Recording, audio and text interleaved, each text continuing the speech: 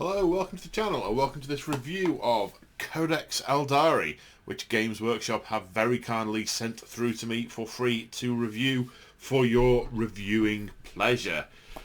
So, if you've seen one of my reviews before, you know what kind of style it is. I'm trying to stick to the facts in the book as much as possible, but that's not easy because it's always based on opinions. But everyone has opinions. As do I, and my opinions come from the background of being a narrative player. So, now I'm going to start by. So, in terms of what I'm going to do, I'm going to go through the book, kind of start to finish, and just pass comment on what I see. I'm going to try not to go through every little detail, but I do sometimes get a bit hung up, so we shall see. It is me. I do go off on wild tangents. I'm going to couch it all by saying that there are things in this book that I really, really like. There's some really super stuff in here. And there are things in here that I wouldn't have chosen to do necessarily myself. But yeah, they're alright, they work, happy with that. And there are some things in this book that I strongly dislike. So, just putting that out there from the start. I'm going to try and keep this assault free, but there are some things which sticking it in and snapping it off from my perspective. Get my glasses straight. My glasses aren't straight on my eyes. I only ever realise this when I'm recording to camera, and I keep forgetting. And now I'm being joined by my little Grinks familiar. Okay, so the first thing is this book is a roll-up of all the Craftworld Eldar as was, the Ynnari as was, and the Harlequins as was. So this kind of replaces 3 codices. There's a tiny bit of me that says you can't call it Aeldari if it hasn't got Dakari in it, because it's not all the Aeldari.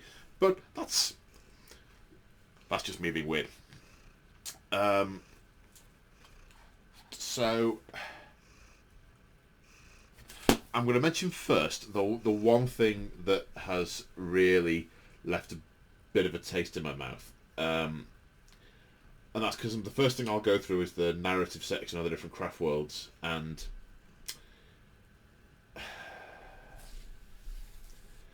so Dire Avengers are no longer a troop's choice in this codex. They are an elite choice. And a whole bunch of you out there are going, so what? And another bunch of you are screaming at the screen in narrative despair. Dire Avengers are meant to be the most numerous of the aspect warriors. They are meant to be the cornerstone of the Eldari war host, whereas the Guardians are meant to be reservists that perform specific roles and operate the war machines. And making the Dire Avengers elites really makes it quite difficult to make narrative builds of certain craft worlds, which is why I'm very, very frustrated with that decision. It will make a lot of people's narrative lists unplayable, or very difficult to play, etc. So, I've got the elephant out of the room. It's been annoying me for a week. That has. It's a big book. I have had a lot to read. It's taken me a long time to digest all of this. The basic gist of the book is the army selection is fairly... There's a lot to get your head around. It isn't complex in and of itself, but there's a lot to get your head around. Once you get your head around it, I think this is a really well-structured codex. Not necessarily a well-written book, but it's very much in the style of other 9th edition codices. Yeah, so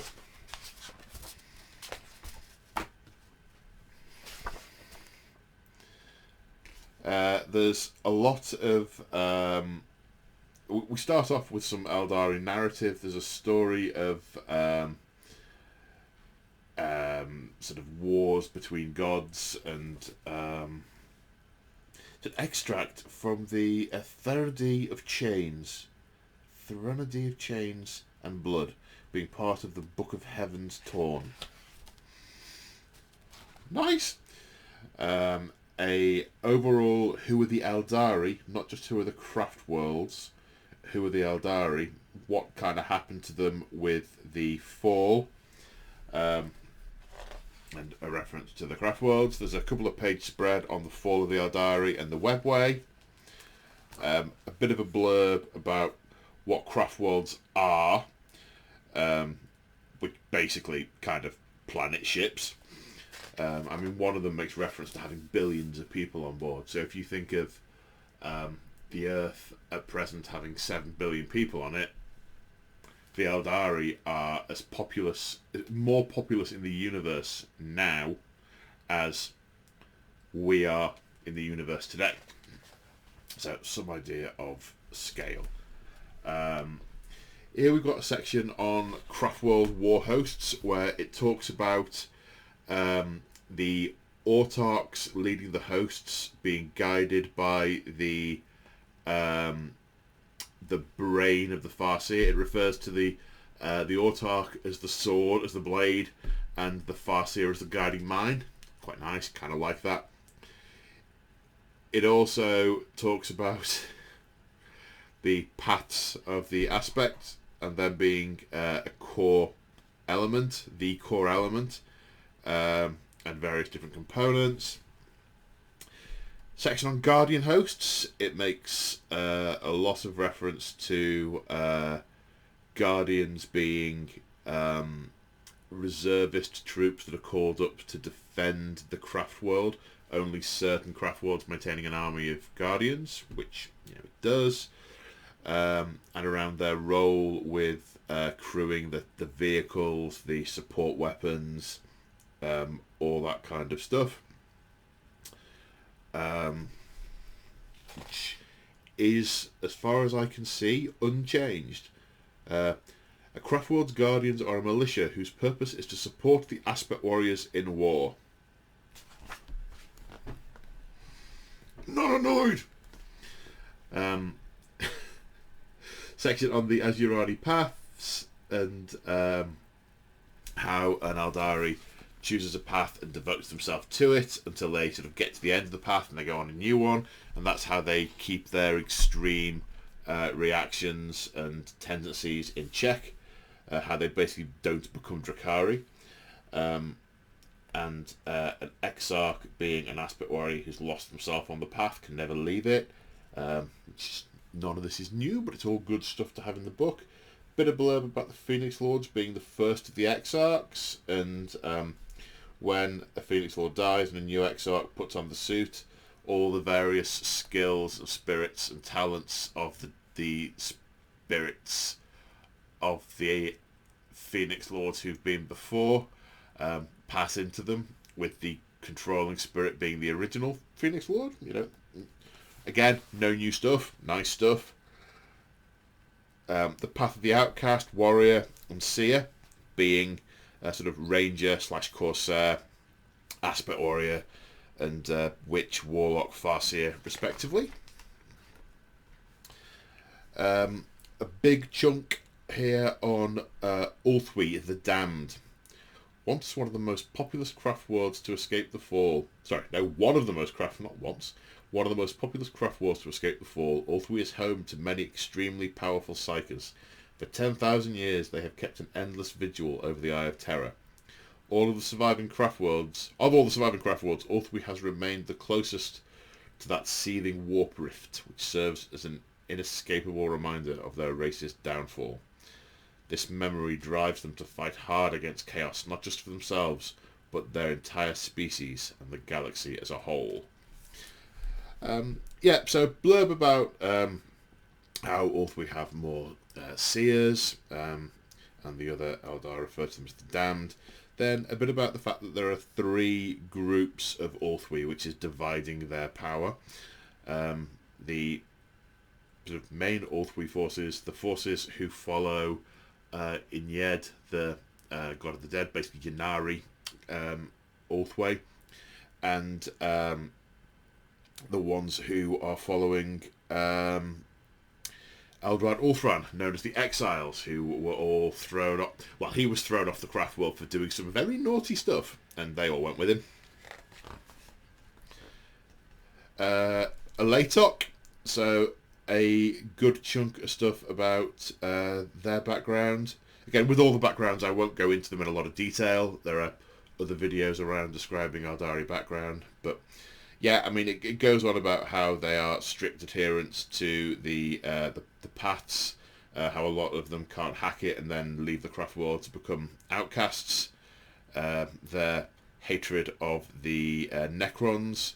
Talks a bit about their information network and agents, and how they have agents in Cormoror and on Imperial capital worlds and all sorts. It's nice. I like it. Bael'tan, the Swordwind, or more recently the Fractured. So it talks about Bael'tan being one of the most martial craft worlds, believing inherently in the superiority of the Aeldari and wanting to bring them back to prominence in the galaxy over the other lesser species.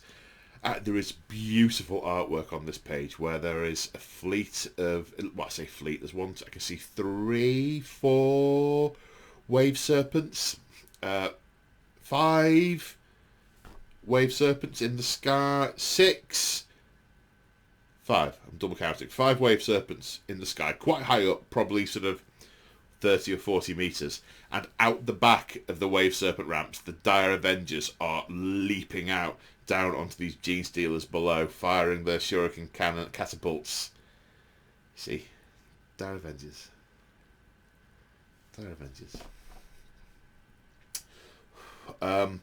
There's a whole bunch about the fracturing of Bael'tan when the Mask managed to get into the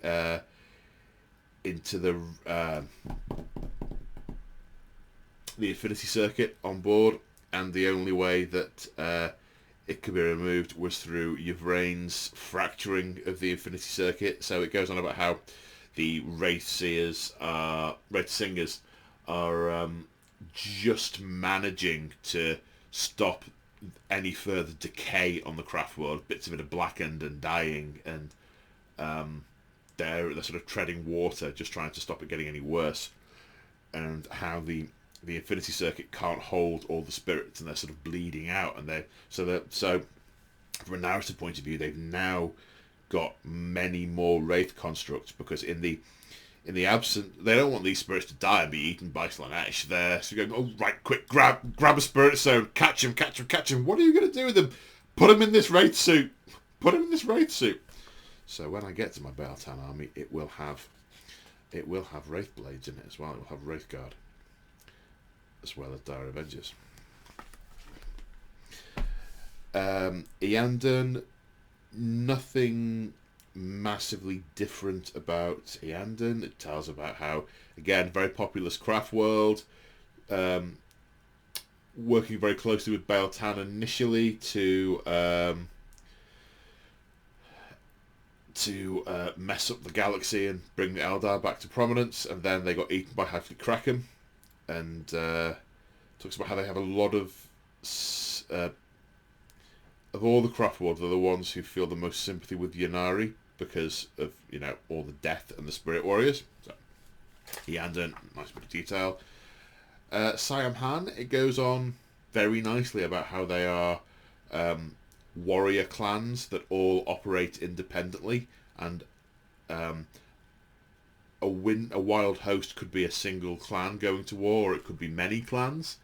And there's a nice bit about it saying that a Guardian only can earn the right to fly into battle, to ride into battle on a jet bike, if they have raced against the clan chieftain and won.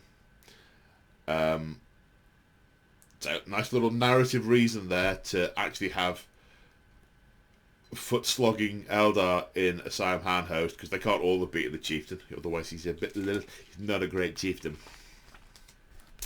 Then we've got a little vignette about half a dozen other little craft worlds. Altansar, Ibrasil, Loganeth, Ilkaith, Yemlock, Ymira. Then, as you might expect, a nice big spread on the avatar of Cain and how he gets summoned and called to war, and a new piece of artwork which is nice. It's not, nothing is going to beat the picture, I don't think, in the second edition Codex of him coming out of the chamber with the dead guy on the floor and all the fire. But this shows the avatar beating the snot out of a Keeper of Secrets, which is nice. Then we've got a one page on all the of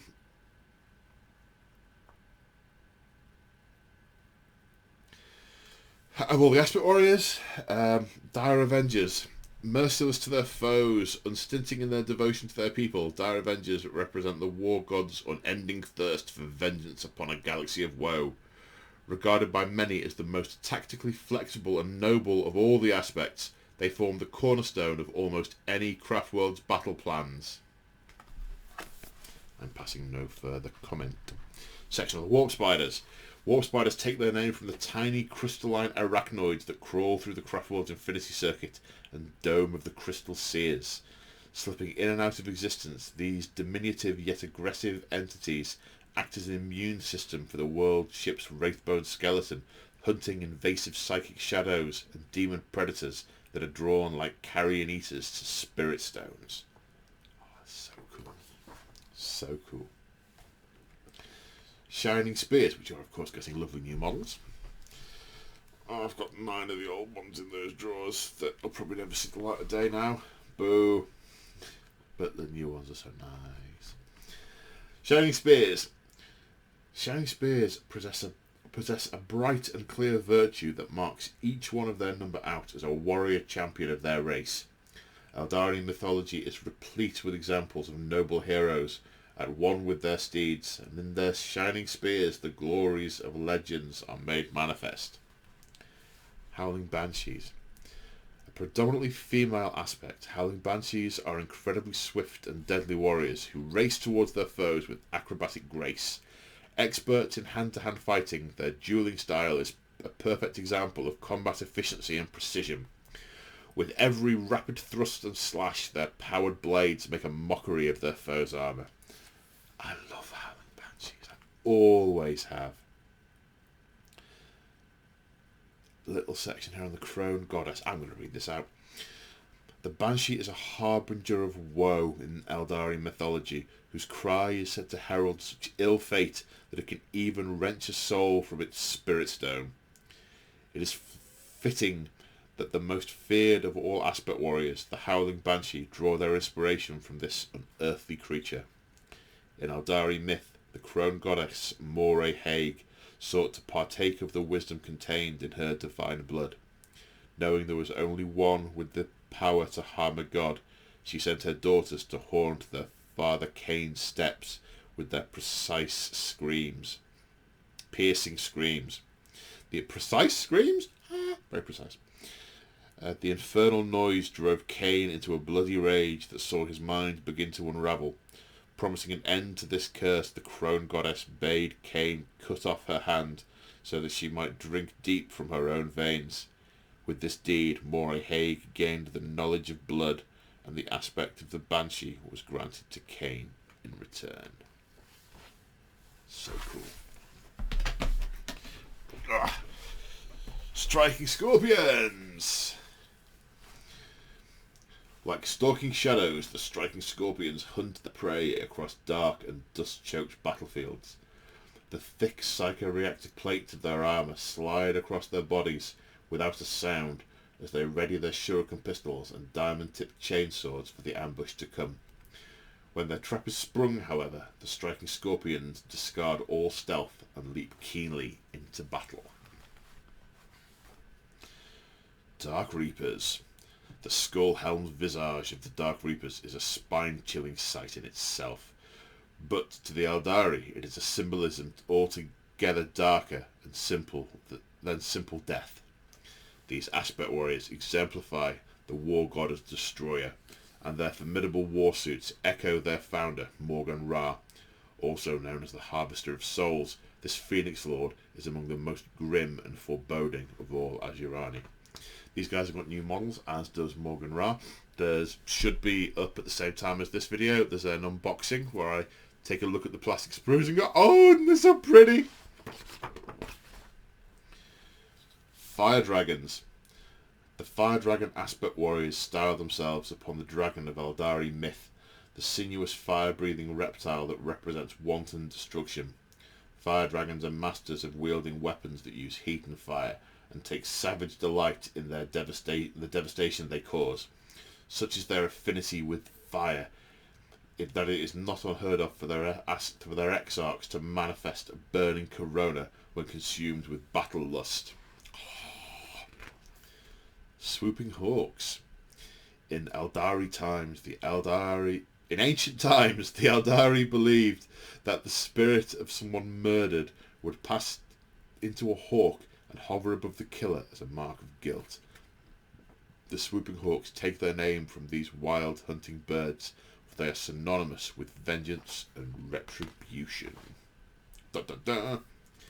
Then Crimson Hunters. The ritual war gear of Crimson Hunters is not a blade or a sidearm, but a sleek aerial fighter that represents the pinnacle of Azurani aeronautics. Known as Nightshade Interceptors, these formidable craft are specifically designed to hunt down and destroy aircraft of any kind. They are just as much a part of the Crimson Hunters' battle gear as the power swords of the Howling Banshee or the wings of the Swooping Hawk. Then we've got the Hosts of the Dead, a couple of pages on Wraith Guard, Wraith Fighters, Wraith Knights, Spirit Seers. The Eldari are a dying race, and the galaxy is dangerous and unforgiving. The Azurani of the Craftworlds are not numerous enough to defend themselves from every attacker, or to crush nascent threats as they arrive. They be warriors, and are forced to call upon the spirits of the dead to fill their ever-thinning ranks. Then a bit on... Now we move on to Harlequin Background. Blurb on the Harlequins themselves and the Black Library. Harlequins are blindingly swift and agile artists, constantly in motion as they leap towards the foe. To their enemy they appear as a riot of prismatic colour that confuses, dazzles and terrorises. Relying on their terrific speed and skill over brute strength, the Harlequins' weaving battle dance renders them all but impossible for their foes to strike. Then a nice, it's quite good, the Harlequin detail here, talking about how everything they do is one of hundreds of various dances, and yeah, it's good. Now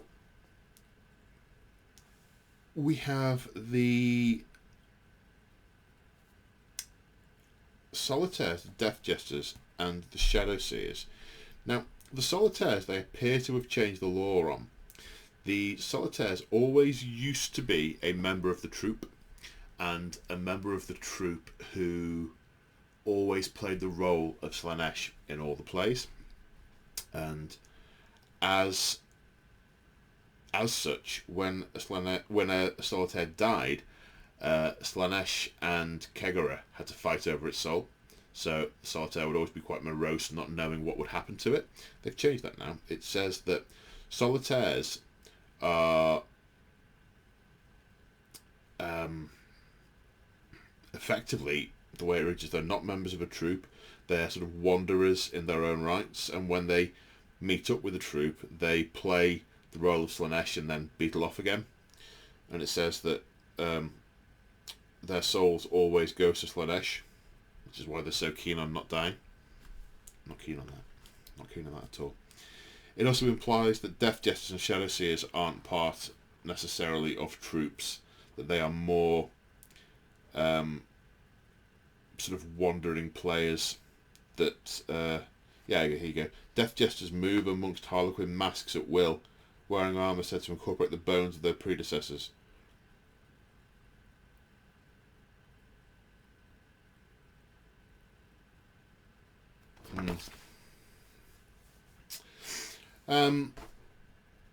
Yeah, a section on Harlequin masks and a paragraph on 6 of the principal masks, being the Midnight Sorrow, the Soaring Spite, the Veiled Path, the Dreaming Shadow, the Frozen Stars, and the Silent Shroud. There are no specific mask rules in this book. If you are playing the Midnight Sorrow, you have the same rules as the Dreaming Shadow, as the Penumbral Mask, as the Frozen Stars. I don't play any of the ones that had a specific set of mask rules before. I play one that doesn't. So maybe my view is affected by that, but I don't see a huge problem with it. They have put a nice mechanic in here for light, twilight, and dark, which we'll get onto.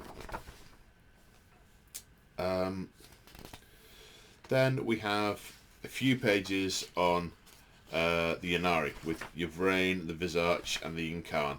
I say a few pages. They get 4 pages. Feels fairly lightweight. Then Corsairs, which are a new... they're not new. The last codex I saw them in was the 2nd edition codex. They were in there as Eldar pirates. But that codex had Craft Warders, Pirates, Harlequins, and Exodites in. That was the last book that had them all in. Since then, they've been split out into different books, mostly.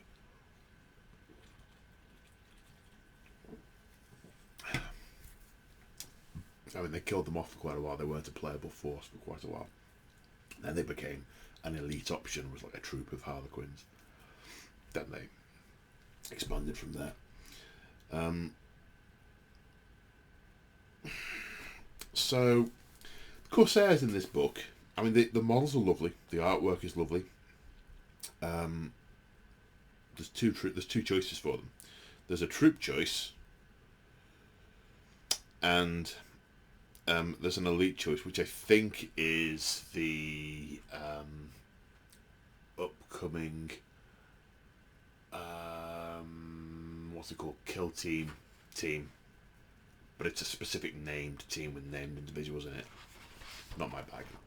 So there's basically, from that point, there's one choice. If you want to do a Corsair band, there's one option. And then you've got a thing about various fleets. The Steel Eye Reavers, the Eldritch Raiders, the Sunblitz Brotherhood, the Void Dragons, and there are icons for them and so on. Feels like don't know. It's entirely possible I'm missing something, and you can combine them with a lot of other units in the book, but it feels like there's not enough in here to be able to do a Corsair army nicely. I mean, it's there's probably sufficient to do Prince Uriel's folks. Don't know, one unit doesn't feel like a lot to me. No characters other than Prince Uriel. So it's not like you can say, I'm going to take a Corsair captain and a bunch of these Corsair warriors, and if there was like an option to make some like Guardians on jet bikes Corsair units, but then we don't do a kit for them. Maybe it's something they'll expand on in future releases. One kit does feel a bit light to be able to say you can make an army out of them, and the book does say you can make an army out of them. Then we've got some gorgeous pictures.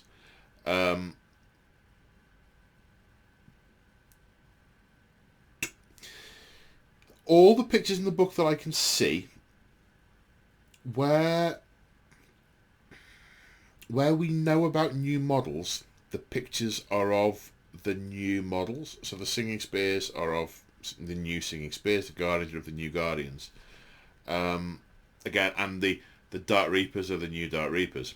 The pictures, as far as I can see, are the existing Dire Avengers, existing Warp Spiders, Striking Scorpions, Fire Dragons, and Swooping Hawks. So it doesn't look like they're getting a redo anytime soon. Yeah, new Rangers. What are they called? Shroud Runners. Yeah. I mean, there's some lovely pictures. They really are. They've really done some very nice dioramas. Very nice setups. New Warlocks, old Farseers. New Autarchs, new Avatar. Oh, it looks so cool. I can't wait to get 3 of them because they've got 3 different heads. I've got to do all of them. Harlequin picks with a bunch of different masks on here. I think ones that have been referenced before. Like, for example, they've got a picture of a player of the Penumbral mask, which is the mask I collect because it's related to the Ynnari from previous books. Then they've also got player of the Silent Shroud, the Reaper's Mirth, the Shattered Mirage, the Dance Without End. All of these are patterns I've seen in different books and made mention to. So from that perspective, it's kind of nice that they are all represented in the book now. I don't think everyone's going to be as sanguine with that as I am. Then the Ynnari. All the Ynnari are bare helmed. They don't have helms, as far as I can see. And I wonder if I missed a memo that Ynnari shouldn't wear helmets, because all my Ynnari wear helmets on them. They're awfully well painted. Oh, sorry, that's a really dumb thing to say. It's totally what you'd expect to hear. They look gorgeous. They all look so gorgeous. Now, what's that kit I'm looking at? I think they're Corsairs. They do look very nice. Ah, yes. The Panoply of Piracy. Yeah, pictures of these new Corsair kits. Yeah, the Kill Team, and the others up against some Sisters of Battle here. It looks so pretty. It's on some Eldar scenery on like a big Wraithbone walkway. I wish they'd release more Eldar scenery. I mean, I've got some of the MDF stuff you can get off Tinternet, but it's not. Oh, there's such a lovely central page one here. They've done a Wraithbone statue out of a Wraith Knight, and it's a Siam Ham one, but they've got some Harlequins, got some got Morgan Ra, Jane Zar, various Aspect Warriors, Corsairs, and it's on this lovely winding Eldari Wraithbone walkway, coming up against a load of orcs. It just looks so pretty. I want to put that on my wall. Right. Then we get into the rules. And we're only 35 minutes in. And we've gone through less than half the book. Okay. What is the best way to do this, I wonder? It says Combat Patrol on here. Now, normally in these books, the page that says Combat Patrol shows the picture of the units that are going to be in the Combat Patrol when it's released. And it's showing a Farseer, 10 Guardians, 6 Wind Rider Bikes, and a Wraith Lord. A Wraith Lord is another unit that has changed slot. A Wraith Lord is now an elite, which I don't disagree with completely. I mean, I don't see the point in moving it to elite, to be quite honest. But it does just make it trickier for... One of the consequences of those moves is if you are running a spearhead detachment because you've got a Wraith host, and you need your elite slots for your Wraith Guard and other such things. Now they're competing with your Wraith Lord because their spearhead will allow you 2 heavy choices. And also, if you want to have some Aspect Warriors as well in your Eandon war host, because the living ones that they take to war are likely to be aspect warriors, just as likely as any other craft world. Their ratios should still be pretty similar. Then they're mostly also competing for space with the Wraithguard and now the Wraithlord.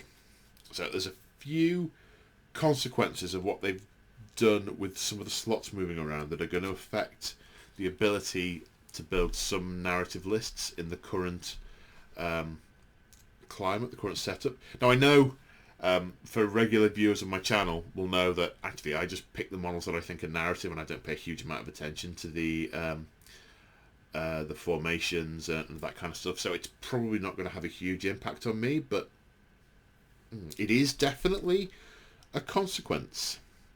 It's definitely a consequence. Right, detachment abilities. You can include a maximum of 1 autarch in each Azurari detachment in your army. Nice. It's meant to be an autarch and a Farseer from that perspective, so I like that. Travelling players. Basically, this is a little set of rules that says you can take a Harlequin patrol in a Azurani or Drakari detachment army without screwing up all the keyword stuff.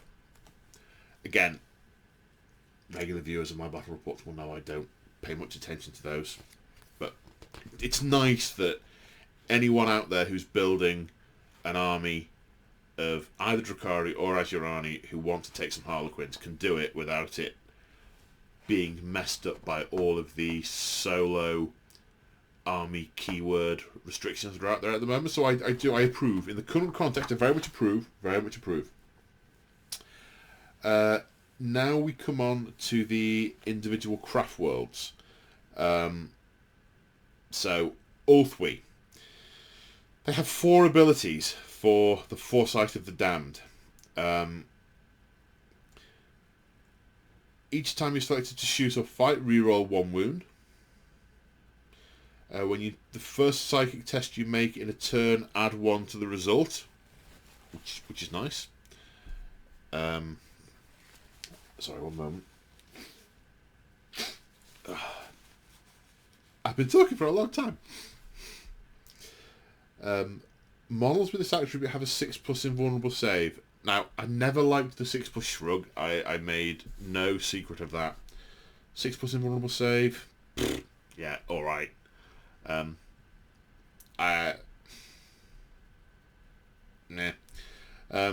Each time a model with this attribute would lose a wound as a result of a mortal wound on a 5+, that wound is not lost, so it's a 5+ shrug and mortal wounds. So basically those last 2 rules are the fact that they're all kind of psychic and all kind of have some foresight, which they're kind of, now they do innately, but they're kind of, when they're on their path, they're on their path. They don't tend to go back to other things that they can do. They tend to stick at their path. I'd have been, if I were doing this, I'd have had something that benefits Warlocks and Farseers for casting, and something that benefits Guardians for fighting, like reroll 1s for Guardians. But then again, the Discipline of the Black Guardians is their stratagem, which is reroll 1s for Guardian units. So I like that. I like that too. This is fine. This is fine. Warlord Trait, Fate Reader. When you make a Strands of Fate roll, this warlord on the battlefield, you can choose to retain 1 additional dice. So we'll come on to Strands of Fate, but I think most people watching this will already know about it because it's already been gone over by Warhammer community. They've done a lot of stuff on this, and I'm filming this. It's a Wednesday, and it's about 10 days before the video will come out. There may well be other things I go into that will then be explained over the course of the next week, and they'll be like, why did you go into that? They've done it on the Warhammer community. Didn't know they've done it on the Warhammer community at this time I recorded this, but I will skim over a little bit some of the things that have already been gone through. So yeah, they get to manipulate dice more, which is nice. The Ghost Helm of Alishanza. You know an additional psychic power, and if you roll a 9 on your or more on your psychic test, it can't be denied. I mean, chances are, if you're rolling a 9, it's not going to be denied, but even so, nice. And the Discipline of the Black Guardians, I like. So, all three, yeah, that's fine. All three's fine. Fine.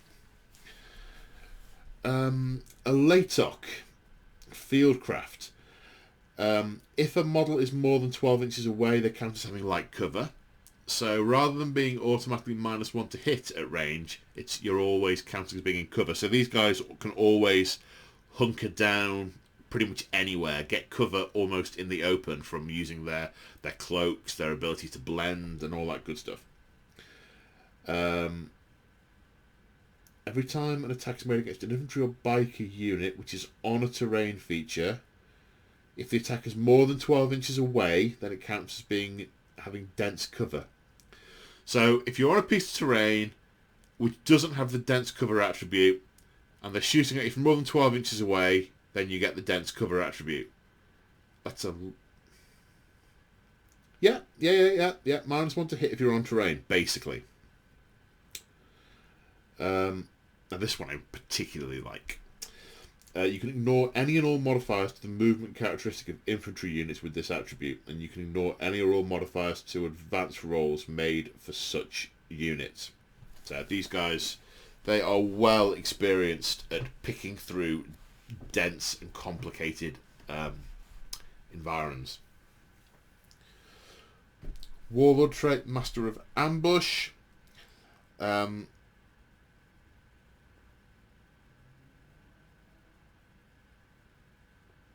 Basically, you can put a ranger unit into reserve. Well,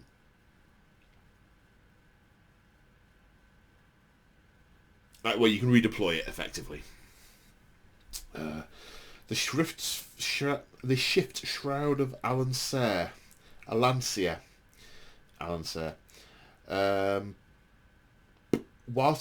Whilst your character's in cover, they can't be targeted unless the attack is within 12 inches, which is nice. Pathfinder Ambush, 1 CP. Short version that doesn't need an A level in English to comprehend is if the enemy deep strikes a unit in, you can get some rangers to shoot at it with a whole bunch of restrictions. Much nice, I like that. Baeltan, the Sword Wind. Each time a unit with this attribute advances or makes a battle focus move, which we'll come on to, treat a roll of 1 or 2 as a 3 instead. I like that. These guys are getting they're closing the gaps of the enemy. They're really keen on getting up and messing up the enemy. Every time you select to shoot or fight, you can reroll 1 hit roll. Warlord Trait, Natural Leader. Pick a unit within 6 inches, reroll to hit. They get to reroll hits.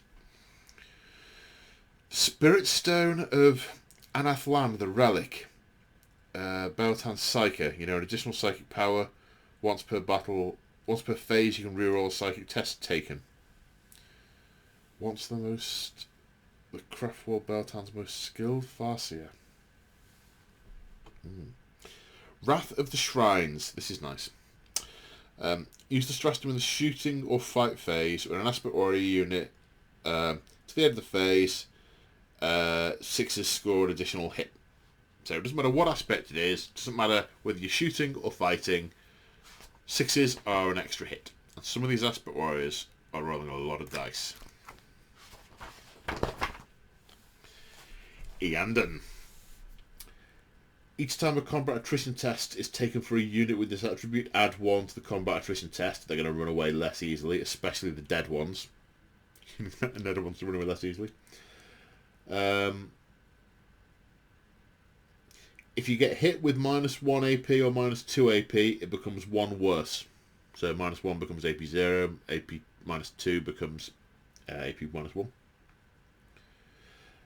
Warlord Trait, Enduring Resolve, 5+ Shrug. Relic, the Psychotrome of Eandon. Select a friendly spirit host within 9 inches, add 1 to the attack characteristic, and it gains Battle Focus, which is basically, Battle Focus is like a run after you've shot. So you can move, shoot, move, basically. Guided Wraith Sight, 1 CP. Select a Spirit Seer model from your army and 1 Spirit Host unit. Until the end of the phase, the Spirit Host unit is considered to be in range of the Spirit Seer model's Spirit Mark ability. If I remember rightly, it's the Spirit Seer has to be within 6 inches of a Wraith unit to get them to give them some bonus. This stratagem basically lets you ignore that limit and just pick the units. Siam Han, the Wild Host. Reroll charge rolls for units with this attribute. Nice. These guys are nutters. These bathe in their own blood and paint war. They paint blood as war paint on their faces before they go to battle. They are borderline barbaric. They're sort of like somewhere. If you sort of drew a Venn diagram of Exodites, Drakari, and Craftwarders, these guys are pretty much bang in the middle.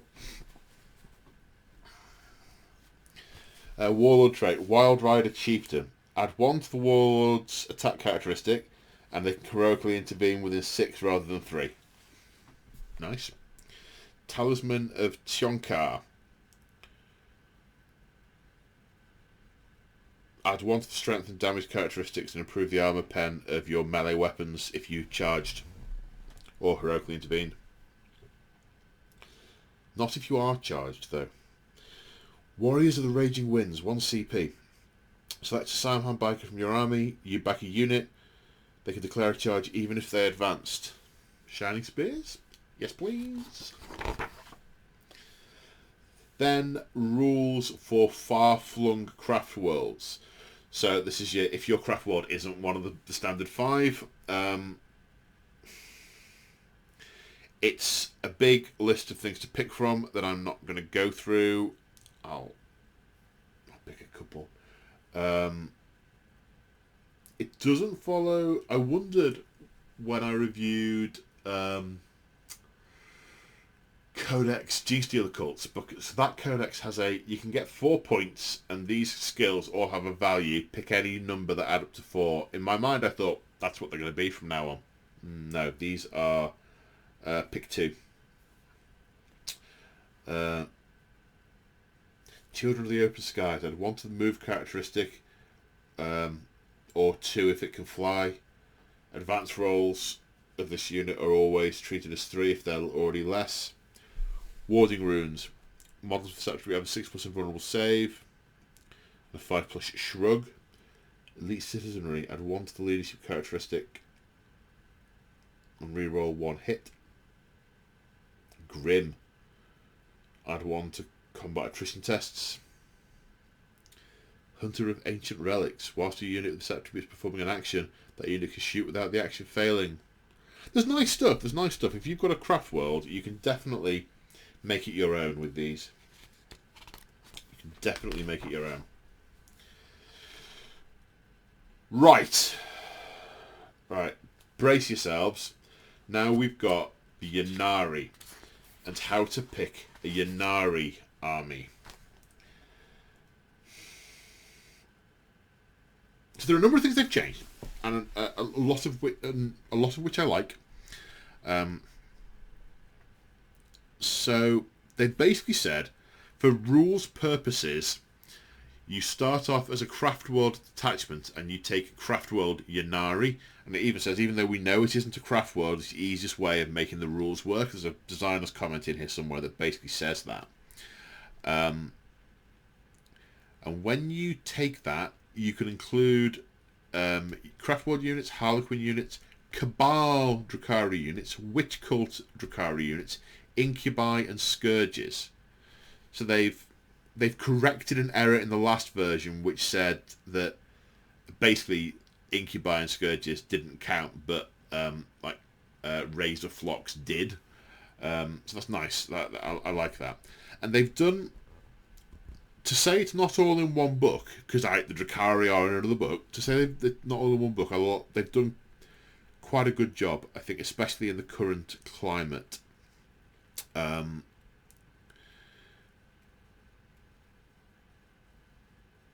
So if you take Harlequin and Drakari units, they lose their Sadath, Cabal, and Witch Cult keywords. Sadath is the keyword for Harlequins. It's basically dance, I think it means. And they gain the Ynnari keyword. And it's considered to be a replacement for the Craftworld keyword. So they also gain the Craftworld attribute, which isn't the Craftworld attribute, it's the Ynnari attribute, which is Strength from Death. At the start of the fight phase, so previously you had to kill stuff to activate Strength from Death. You now do not. It's just an attribute, which certainly makes the admin easier. At the start of the fight phase, it always gets to fight first if it's in engagement range. Each time an attack is made by a model with this attribute, if the model unit is below its starting strength, add 1 to the attack's hit roll. So if a unit's lost some models, they are being empowered by the spirits of their dead comrade, and they get +1 to hit. It's fine. It's fine. Ynnari Psychers can all draw from the Revenant Discipline as well as their own discipline, apart from the fact that Farseers can't use the Runes of Fortune, which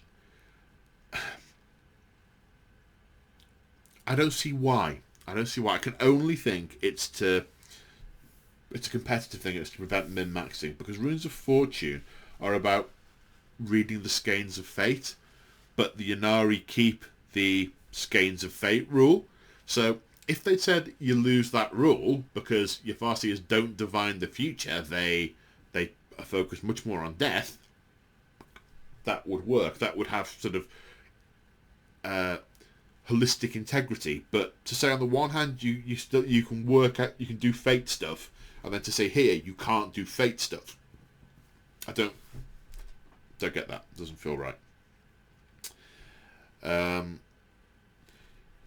You can't give Harlequins pivotal role upgrades, but we'll come on to that. And Drakari, you can't use Lords of Cormoror, Favoured Retinue upgrades, that kind of stuff. So basically the upgrades that you pay points for, you can't give to those units. Craft Warders can only travel in Craft Ward transports, Drakari transports, Harlequins, Harlequin transports, and Visage and Yvrain, any transport. There's a points adjustment for Incubi and Scourges. Incubi go up by 4 points a model, Scourges go up by 2 points a model. There's only 1 relic and 1 Warlord Trait and 1 stratagem. Stratagem, Inevitable Fate. When selected to shoot or fight, if you're below half strength, add 1 to wound roll. So if you've lost someone, you're going to get +1 to hit, and if you spend a command point, you get +1 to wound as well. There were a lot of very nice stratagems in that old book, which have now gone, just gone. Boo. There are a lot of stratagems in here that can be used by Harlequins, Azurani, and Ynnari. There's lots in here that gets get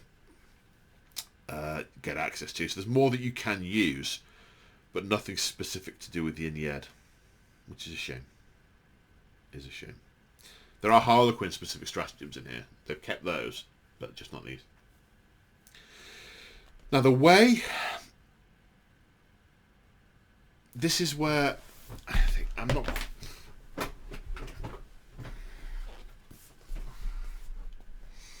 So the way you pick your Ynnari army is for every Craft World unit you pick, you may pick a corresponding unit of a corresponding type from Harlequins or Drakari. So, for example, if you take a Farseer, you may take one other HQ that may now be from... if you take a patrol, you take a Farseer, you can now take another HQ which might be from Drakari or Harlequins. If you take a unit of Guardians, you can take one troop from another... each Azurani unit you take allows you to take another another choice of the same type from one of the other codices, which will stop people doing all sorts of odd combinations to pick the best from all three codices to Wreckface, which is why they changed a lot of the stuff with Ynnari in the first instance. They had a lot of very narrative stuff, and they tweaked it for that reason. This doesn't let me, certainly, I don't know about other people with other Azurani, with other Ynnari armies, doesn't let me field my army as it stands, not legally.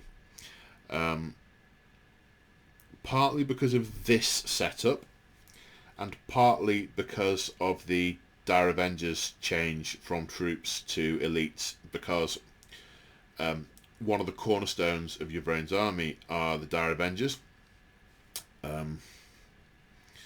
So I now have a lot of...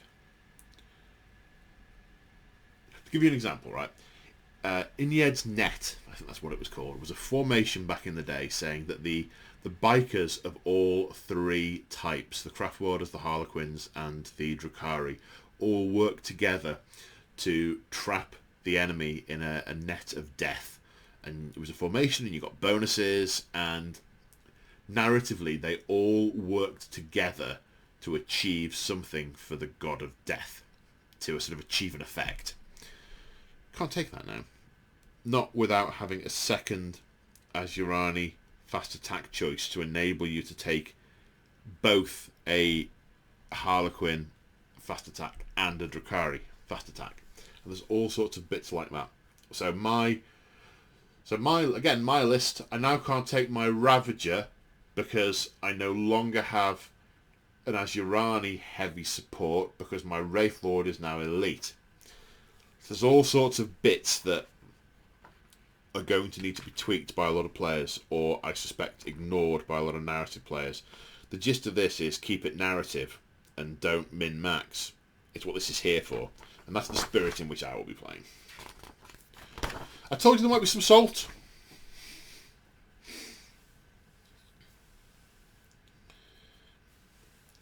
Okay, so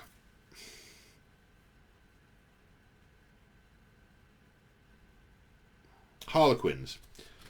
Harlequin abilities. I mean, ooh.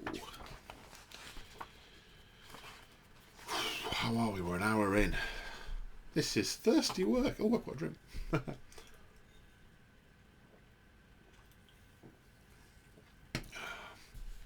Okay. In a Harlequin detachment, if you've got a troop master, it must be your warlord, which is nice. If you read some of the narrative in here about the... at first, I thought they'd abandoned the notion of a light troop, a dark troop, a twilight troop, but they haven't. Because, and the reason I thought that is because each army has to be either light, dark, or twilight. The Sadeth has to be light, dark, or twilight. But what they've basically said is because each mask has all three troops, depending on the dance that the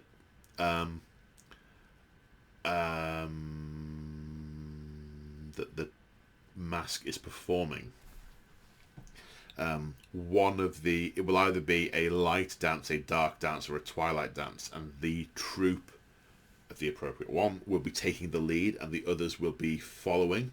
So the mask either performs as light, dark, and twilight. Because my Harlequin army is a work in progress, but I intend to paint them up differently. And because you get scary masks with Harlequins, and they're either sort of smiley or angry or something in between. And so my notion is to have smiley faces for the light troop and angry faces for the dark troop, and subtle differences in the tertiary colours on the models. So that's all still perfectly valid. But so whichever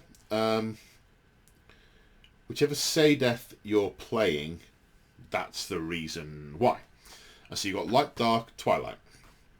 And you have these are effectively the equivalent of the craft world attributes, and you can change them depending on what you're playing. So if you're playing a particularly morose mask, you can always lean towards dark, and that's although I would prefer the individual troops to have different characteristics. I think this is a very nice way of doing it. A nice way of having some option in here, but not based around if you're a different mask, you get different abilities, but more around what the dance you're doing is. You get different stuff. So I like that. That's nice. So light. The characterization is the blaze of light. If you're shooting at them from more than 12 inches away, unmodified hit rolls of 1 through 3 fail, because they're really, really bright.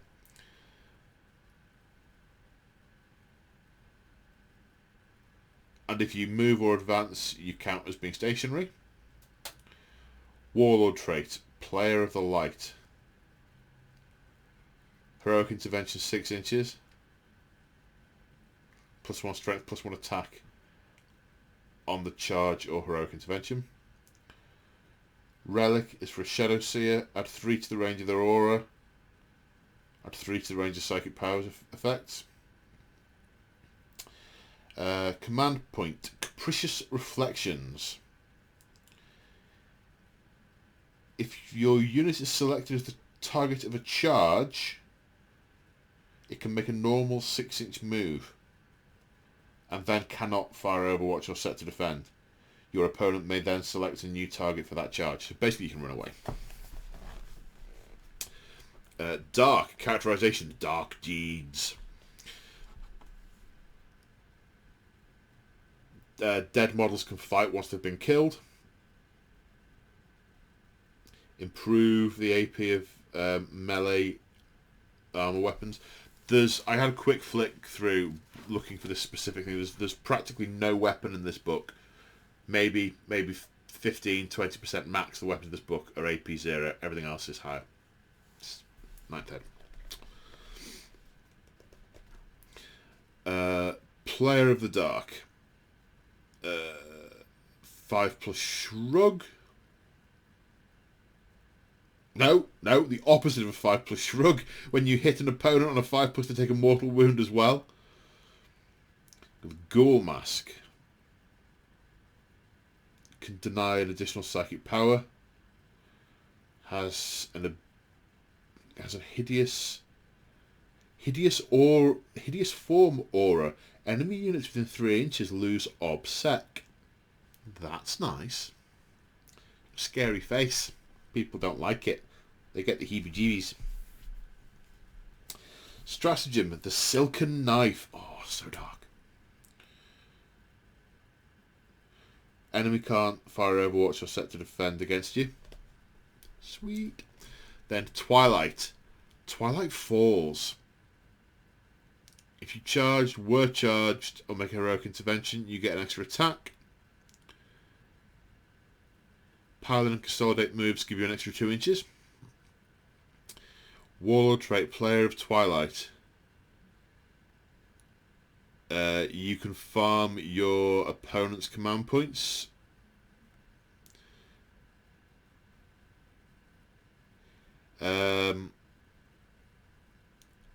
Each time you roll 4 or more dice for the Look of the Laughing God, you gain a command point. We'll come on to that. The thing, when you read the book through, a lot of the things that get referenced, you haven't got to yet. Twilight Fang is a melee weapon. +2, -3, 2 damage. Add the current battle round number to the attack characteristic of the bearer. I like that. Malicious Frenzy. Rolls of 6 to hit in the fight phase, automatically wound.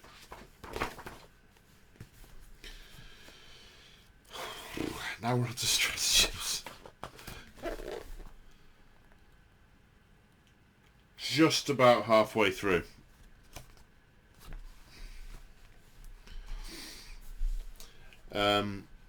Okay, battle tactics. There's one that lets you reroll to hit and wound against Slanesh. Matchless agility. When you make a battle focus move, it's automatically a 6. Lightning fast reactions. -1 to hit you. That's Azurari, Harlequins, and Ynnari. 1 CP. Blade Storm. If you fire with a Shuriken weapon, unmodified hit roll of 6 scores an additional hit. Martial Citizenry. Guardians reroll hit rolls of 1. Fire and Reposition. This is an Outcast special. So Rangers and Corsairs. When you battle focus over area terrain, you can move the full distance rolled. So battle focus has got some weird rules for moving through terrain that I can't see any logic for them. So it must be a balancing thing. It must have basically play tested as really gross.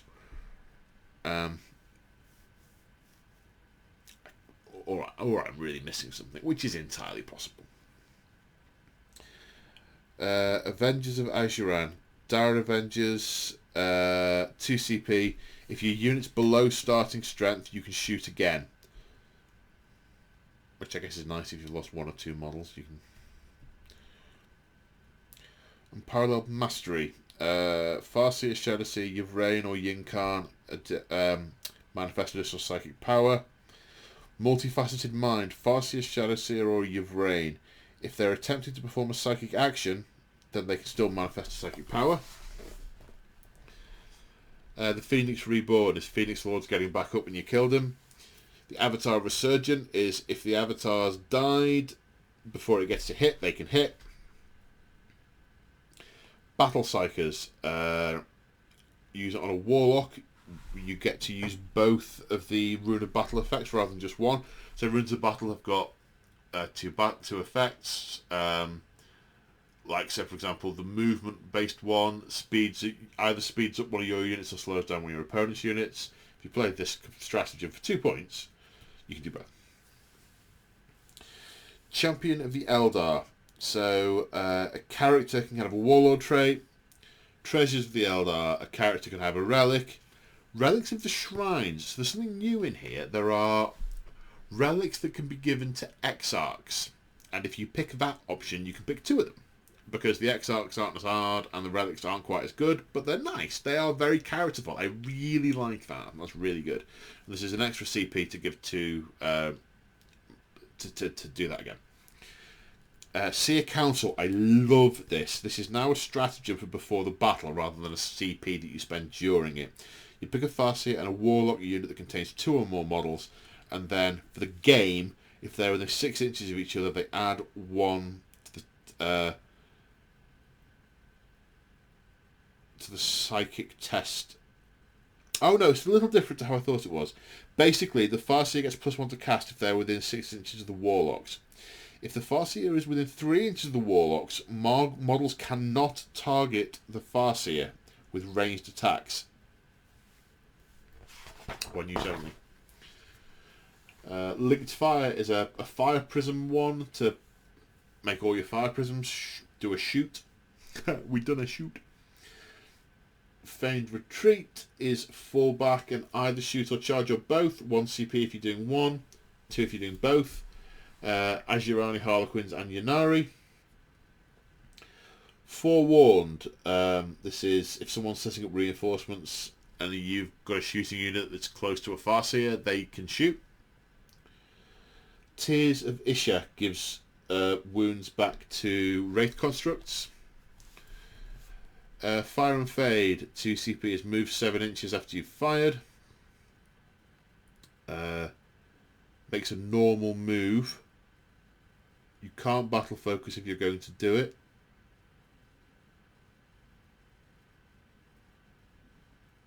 And is not eligible to declare a charge. That's what I was looking for. I was like, oh, is that why it's 2 CP? Because you can charge? No, you can't. It's 2 CP because for some reason. Phantasm. This lets you redeploy units. Eldritch Storm. love this. This is great. Eldritch Storm used to be a psychic power that was based on a template. It even had its own template, which is like crackling lightning, and it used to spin things around. Not do a huge amount of damage, but sort of like a little vortex that just moved stuff. It was great. This is the equivalent of like an orbital bombardment. You pick a Farseer. It's a psychic action. You pick a point of the battlefield within 24 inches of a Farseer. And you do that in the command phase. Then in the psychic phase, they get to Farseers get to perform a psychic action. So any number of Farseers can do this. And it's called Empower Storm, and it's Warp Charge 5.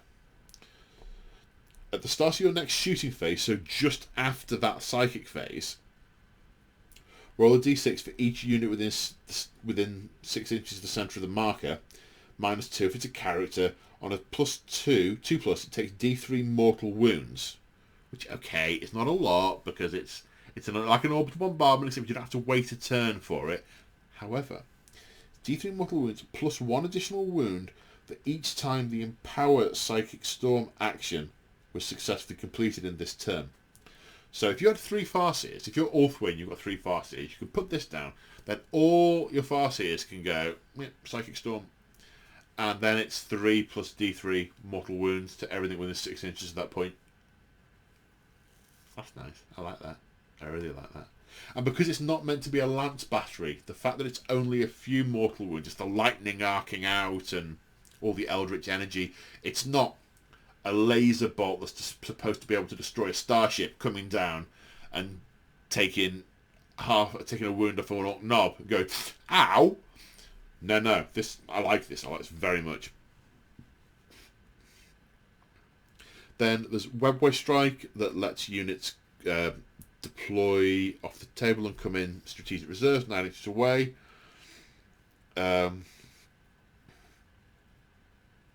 Weave Wire Grenades, which is a Storm Shroud Runner thing, which does mortal wounds and stuff. Some movement shenanigans. Shield Discharge. So this is the old Serpent Shield. Serpent Shield or Wave Serpent Shield. Pick an enemy unit within 12 inches. They can't fire Overwatch or set to defend, and they are now at -1 to hit. And they're no longer considered to being equipped with a Serpent Shield or a Wave Serpent Shield. So it's not a war. I prefer that. I didn't like the way Wave Serpents were just considered to be mortal wound batteries. Grenade Pack. So the Swooping Hawk's ability to drop grenades when they fly is now a stratagem. Does mortal wounds. I don't get why it says to a maximum of 6 mortal wounds, right? Because you can only have 10 models in the unit, and it's rolling a dice for a 4-up. Surely, if you're that lucky as to get 7, 8, 9, 4+, that's the dice. Why cap it at 6? It doesn't say a minimum. If it said no less than 3, but okay. Stowhawk Missile is now a missile that does mortal wounds to aircraft, but it's better than it was. It's 2d3 mortal wounds, not just to flyers. Resonator Shard. I haven't worked out. It's a command word one, but I don't know who's got the command word. There. Basically, it's like a targeting thing where the artillery support weapons can get to reroll to hit if you've got a unit with a Resonator Shard that's within 12 inches and this strategy has been played, but it's not immediately obvious which units that apply to. I'm hoping that there's a whole bunch of them. That's why they've gone to the effort of writing Resonator Shard rather than... the Rangers have Resonator Shard. That's what quite frustrated me with the Adamek Codex. They had this one stratagem. I was playing with Sultan of Deployment Zone fame, and we were trying to work out who could use it, and because it didn't say the unit, it just said the keyword. It took us ages to find the one unit that could use it. Okay, it looks like it's just Rangers. Why on earth it didn't say friendly Ranger unit? It could even have said friendly Ranger unit or unit with the Resonator Shard keyword if they wanted to future-proof it. It looks like it's just Rangers. That it doesn't make it easy to use the book. Fusion Charges is a CP that lets fire dragons do mortal wounds to vehicles in melee. Right, we're now on to the 2 pages of Harlequin stratagems. They still get their stratagems, but the Ynnari don't. Prismatic Blur. 3+ Invulnerable Save when you've advanced more than 8 inches. Kegara's Jest.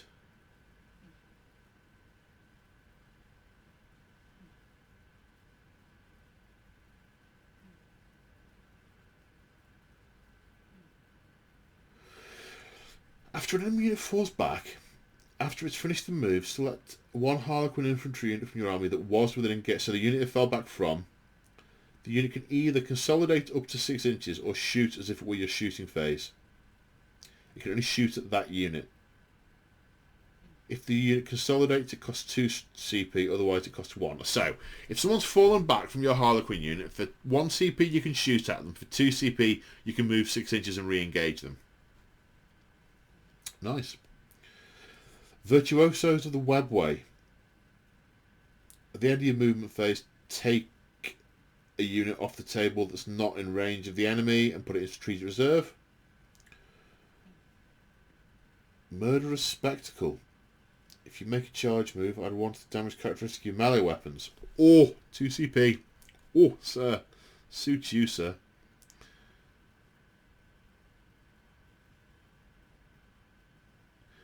Uh, 3 CP War Dancers. Fight twice.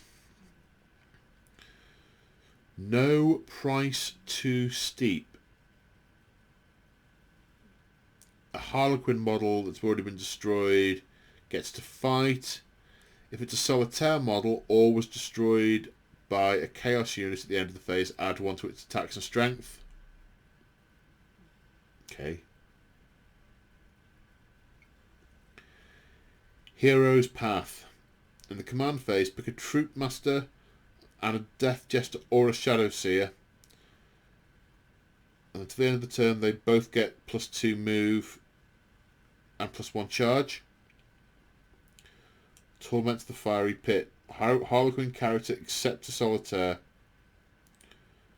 +1 strength, +1 attack.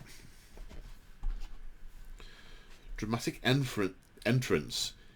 In the heroic intervention step, select a Harlequin infantry unit from your army, and then it can pile in 6 inches. That's 8 lines to say that. Favoured of the Laughing God. Give a Harlequin character a Warlord Trait. Curtain Fall.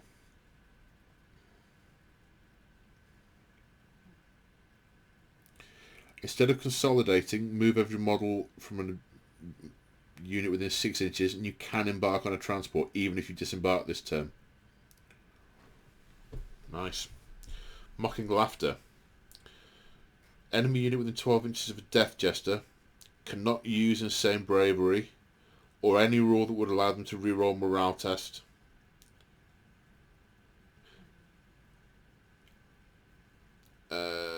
Any action they were performing instantly fails. Haywire Grenades, mortal wounds on vehicles. Kiss of Death. If you're using a Harlequin Kiss, any roll or modified roll of 6 to wound?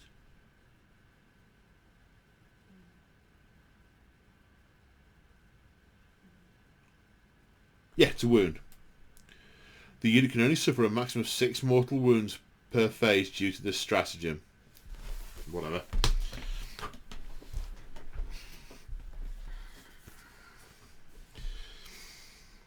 Harlequin's Caress. Model with a Harlequin's Caress is selected to fight. Invulnerable saves cannot be taken.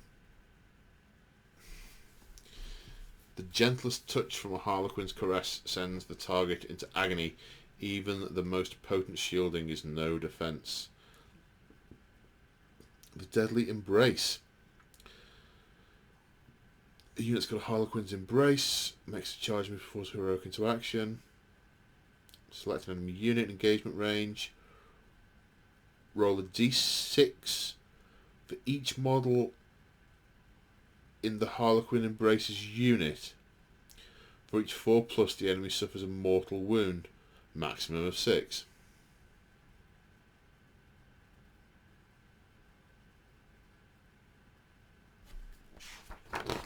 Okay. Right. Now we come on to Exarch powers. So, previously, Exarchs had a power on their profile, and you could potentially swap it out for other powers dependent on the specific shrine. What they've done is there aren't any specific powers on the profiles, but you can buy an Exarch power for points. Now most of these points is like 30, 20, 25, 20, 25, 10, 15, 15, 15, 20, 15, 20, 20, 10, 15. Honestly, I really wish they just said, made the Exarch a bit more expensive. Said, because they've got like Dire Avengers, like per model I think it's 12 points, whatever it might be.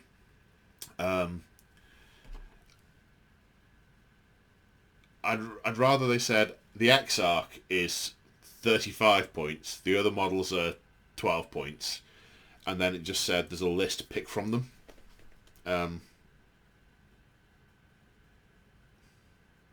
Because this is a bit, I don't know, it feels faffy.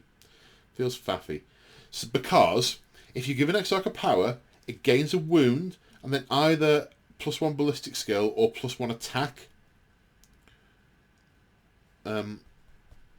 Surely just give them the... So it's +1 ballistic skill if it's a Crimson Hunter, Dark Reaper, Swooping Hawk, Fire Dragon. It's an extra attack if it's a Striking Scorpion, Howling Badger, Standing Spear, or Warp Spider. Why not just factor it all in? I don't get it. But anyways, there's 3 powers per Exarch. Some just affect the Exarch, some affect the whole unit. I am not going to go through each and every one. Crimson Hunters, so Eyes of Cain automatically hits units that can fly, rather than it being like a 2+, I think. Strafing Run, don't receive cover. Swooping Evasion, 5+ invulnerable. Maybe I can go through them all if I nip through them. Dire Avengers, defensive stance, can shoot at the enemy even while they're in engagement range with their catapults. Nice. Shredding Fire, the Shuriken ability triggers on a 5+ rather than 6+. So Shuriken is an army-wide special rule. On the roll to hit of a 6, your armor penetration is improved by 2. So this is for 5 or 6. And that's on the whole unit. Stand Firm. This is on the whole unit. You gain Obsec. I'm going to move on. Warp Spiders. The Spider's Lair. Some kind of buff to a terrain feature. If you're in it. You're webbing a terrain feature and it does mortal wounds as they come into it. Surprise Assault. Extra attacks when you turn up on the battlefield. For the Exarch model. Once Weapons Deceit, once per battle, instead of battle focusing, you can just go back into the warp and then set it up again within another 9 inches away. That's really nice. Pew pew! Dong! We're gone. Gonna come over here and shoot your dudes and then disappear and sit on that objective. Oh yes we are. Shining Spears, Expert Lances, +1 to hit. Heart Strike, 5+ to wound, it does mortal wounds. Consolidates an extra 6 inches. Howling Banshees. The unit gets a 4+ invulnerable save in melee. Nerve Shredding Shriek does mortal wounds and makes combat attrition worse. Piercing Strikes add 1 to the damage characteristic of the Exarch only. Striking Scorpions. Crushing Blows automatically wound. The Scorpion Exarch automatically wounds. Deadly Ambush. If the unit's attacking an enemy in an area terrain feature, improve your armor pen by 1. Scorpion Sting. The Mandy Blasters on the Exarch trigger on a 5 rather than a 6. We'll come on to the Mandy Blasters. Dark Reaper. Bringer of Death gets an extra shot. Or the enemy can't take cover saves. Or +1 to wound for focused fire for the whole unit. Oh no, just the Exarch. Reaper's Reach. The unit doesn't suffer the penalty for moving and firing heavy weapons. So Dark Reapers used to get a rule that said no matter what, you don't have a penalty to hit. They've changed it to the enemy doesn't get the obscured target rule, and now if you take this, you also ignore movement penalties as well. Fire Dragons. The Blazing Fury add 4 inches to the range of ranged weapons that the models in the unit are equipped with. Now you might think, oh, does that mean I can be in double tap range when I deep strike? No. 12 + 4, 16. Half of 16, 8. So you've arrived within outside 9 inches. So no cigar. Funny that, isn't it? I mean, that'd be too gross. That'd be too gross. And you're dead. Burning Heat. Attacks automatically wound the target if they're within 9 inches. So again, you can't do it from deep strike. And it's just... No, it's not just the Exarch, it's the whole frickin' unit. While this unit contains a Fire Dragon Exarch model, each time a model in this unit makes a ranged attack that targets a unit within 9 inches, if a hit is scored, the attack automatically wounds the target. Bye-bye, Land Raider. The Dragon's Bite, extra damage against monsters or vehicles for the Exarch. Swooping Hawk. Swooping Hawks, rapid redeployment. The unit is eligible to shoot in a turn in which it far back. That's nice, but the fact that you can use that suggests that you've been in a fight in the previous phase, which means your unit's probably been mauled. Suppressing Fire. You force your opponent to take a leadership test on 3d6. If they fail, they can't overwatch. Winged Evasion, -1 to hit. To be hit. Right, pivotal roles. So these are individual upgrades for Harlequin characters. Sorry, I'm moving about in the chair quite a bit because my back's really starting to hurt now. I haven't moved in the last 90 minutes. I really want to go and keep watching the rest of my program. I've only got 4 episodes to go. It's getting really good. Same deal. They're all a very similar number of points. Troop Master. Core units get +1 to charge. Curate within 6 inches. Queen of Shards. If you roll 5+ to hit and melee, the opponent can't take invulnerable saves. Yowzers. Veiled King. Melee wounds on 2+ unless it's a vehicle or a monster. Death Jester. Harvester of Torment. A modified roll of 6 is 3 hits. Lord of Crystal Bones. If you score a hit and it's not a vehicle or a monster, -2 to move and can't fire, overwatch or set to defend. There's a lot of overwatch suppression in this book. Rift Ghoul. Each time it makes an attack, it ignores cover. And on a modified wound roll of 4+, it does mortal wounds as well. Solitaire. The Prince of Sins. When you're attacked, -1 to hit, and the opponent can't use a reroll. Spectre of Despair. You can set this model up as haunting the foe during deployment instead of setting up with a battlefield, and then deep strike. When you charge, roll an additional dice and discard one of them.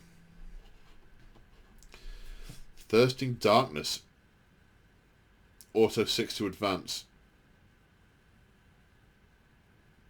Pile in and consolidate an additional 3 inches. Solitaires can be, kitted out. They still snap like a twig if you actually get a shot on them. Shadow Seers, Agents of Pandemonium, Aura. Enemy units within 6 inches, -1 to hit. Gloom Spider.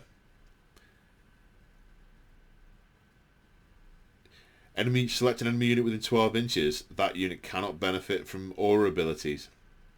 Mirror Architect, Aura. Friendly unit within 6 inches.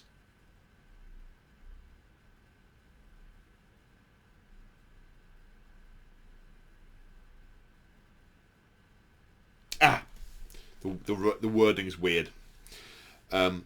Friendly units within 6 inches of the Shadow Seer are an extra 6 inches away from a model shooting at them, which is nice. Then we've got some chapter approved rules for the Azurani, so secondaries, not going through those.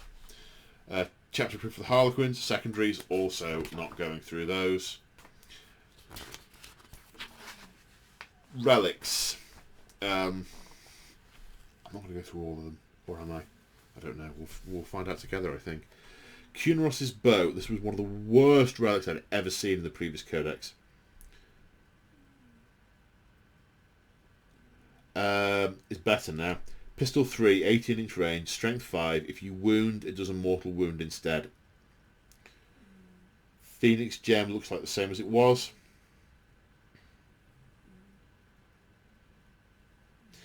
Shard of Anaris, model equipped with a Banshee Blade or Starglaive only. An additional D3+3 attacks with the weapon. It's not a great weapon, it's +1, -3, 1. But yowzers. Falchi's Wing. Pretty similar to how it was before. No, it's not similar to how it was before. Move characteristic of 12 and the fly keyword. And you can do mortal wounds to units you've moved over. Fire Saber. +3, -4, 2 damage. Abilities to do mortal wounds in addition. Sunstorm. That's running biker only. Move of 20. Obsec. Aegis of Eldanesh. Autarch only. Save of 2+.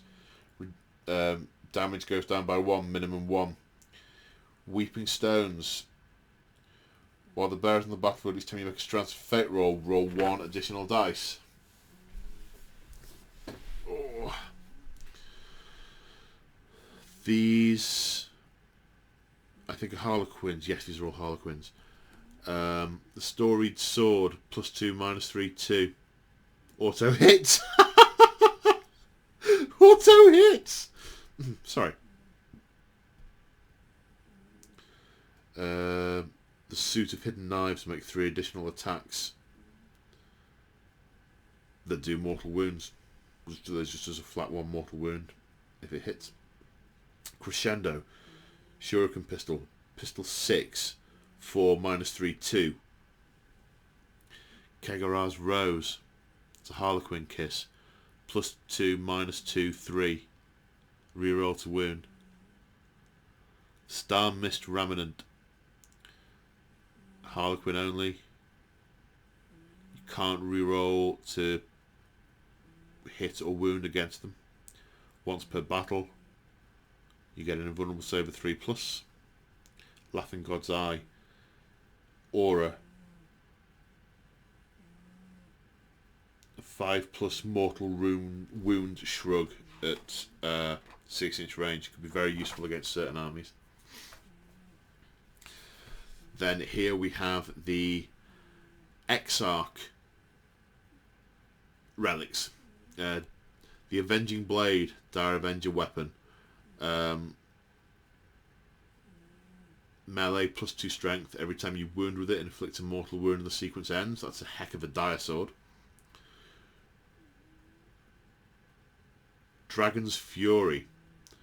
Flared field projectors capable of creating an incandescent wall of armor melting flame. Opponent suffers -2 to charge. The Shadow Sting. Scorpion Exarch with a biting blade only. +3, -2, 2 damage, extra 2 attacks. Crone Scream. Howling Banshee. Once per battle at the start of the phase. Pick an enemy unit. 2+, suffers D3 mortal wounds and an additional mortal wound for each charge move the bearer has made during the battle.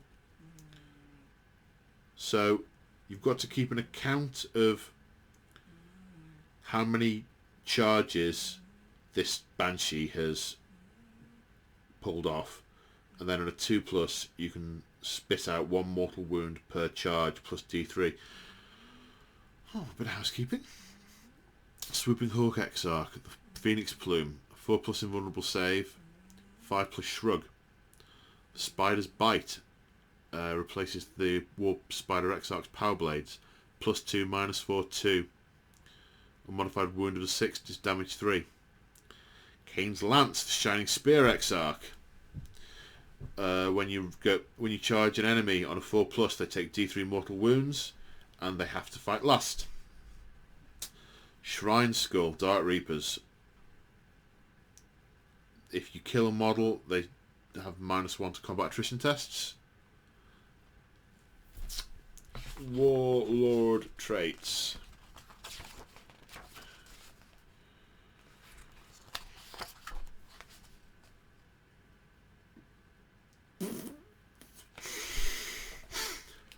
I said this is going to be a long one. How are we doing? Oh, a whole 7 minutes since I last checked. Okay. Ambush of Blades is pretty similar. It's an aura. Armor pen goes up by 1. In melee. Walker of Many Paths. Once per turn you get some rerolls. Falcon Swiftness, +2 move. Ignore difficult ground. Battle focus is automatically a 6. Fate's Messenger. Once per turn, when the Warlord fails a save, you change the damage characteristic of that attack to 0. Okay, so I'm being shot by some bolters and a las cannon. Okay. Alright, bolter. Yeah, ow. Another bolter. Ow. Okay, now the las cannon. 5. No, mate. 0. What? 0. Saw it coming. I'm Fate's Messenger. What? Yeah. I like that. I really like that. Mark of the Incomparable Hunter. When you make a ranged attack, +1 to strength, or modified 6 does a mortal wound. Seer of the Shifting Vector. When your opponent spends a command point on a roll of 6, you gain a command point. Harlequin Warlord Traits. There's 3 of these. Faber of Kegara.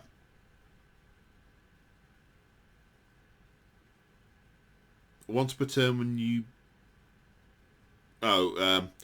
make a roll to hit, wound or saving throw, you can treat the result as a 6 instead. Fractal Storm. Opponent cannot reroll hits, wounds or damage rolls against the character. A foot in the future. Each time this warlord advances, do not make an advance roll. Add 3 + D3 inches to the move characteristic. Add 6 to the result whenever you make a charge roll. Yowzers. Okay, Psychic Disciplines. Now these are looking very familiar, so I don't think I'm going to go through these in detail. We've got Twilight Pathways, Fog of Dreams, Veil of Tears, all in the Phantasmacy discipline.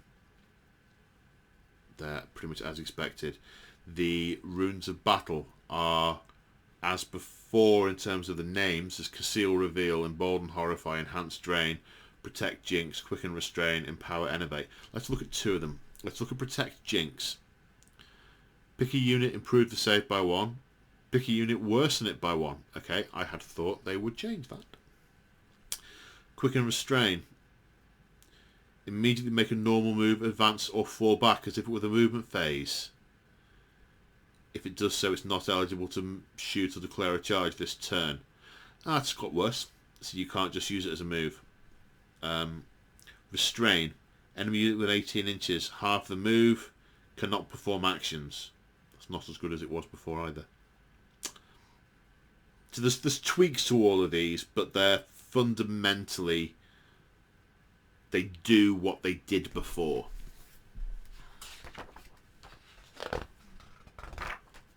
Right. Runes of Fate. Guide. Now, all of the Runes of Fate have got a range of 18 inches, but if you roll a 10 or more on the Psychic test, the range goes up to 24. Fine. That comes under one of those things. I'm not sure why they've done that. I mean, it's fine. It's characterful, but... pourquoi?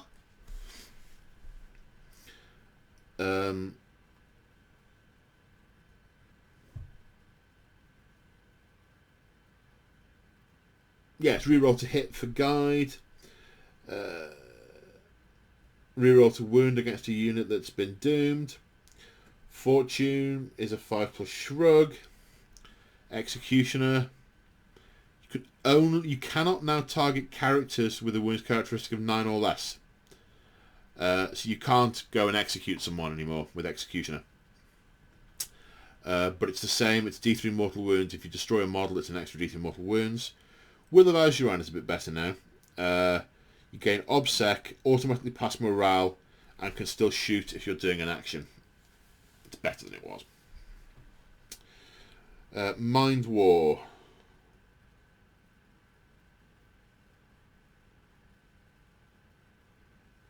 Pretty much the same.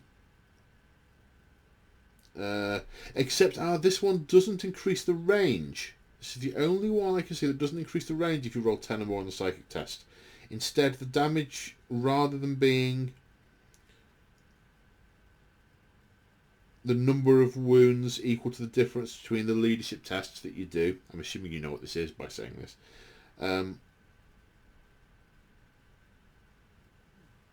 oh right, no, sorry, the damage is still the same, but instead of rolling a d6 to add to your leadership, you roll 2d3, which is statistically high. The chances are statistically better that you'll get a higher result. Runes of Fortune. Now these were the ones that were in the Psychic Awakening book. In that book, they were powers that you could swap out your smite for. That doesn't appear to be the case now. They're just spells that you can take.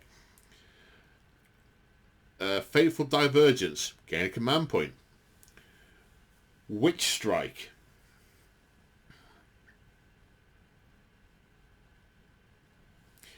If you pick a model, if it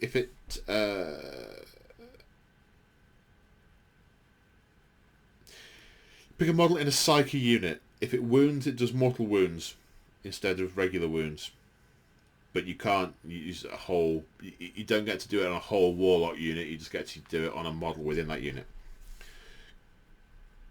Ghost Walk. Add 2 to charge rolls. Crushing Orb. Roll 3d6, adding 2 to the result if the enemy unit is a vehicle or monster. Now that's new. Or if it contains 6 or fewer models. For every 4+ suffers a mortal wound. This is similar to a smite, except it's select an enemy unit, not the nearest one. And it's more likely to do damage on vehicles, monsters, or small units. That's nice.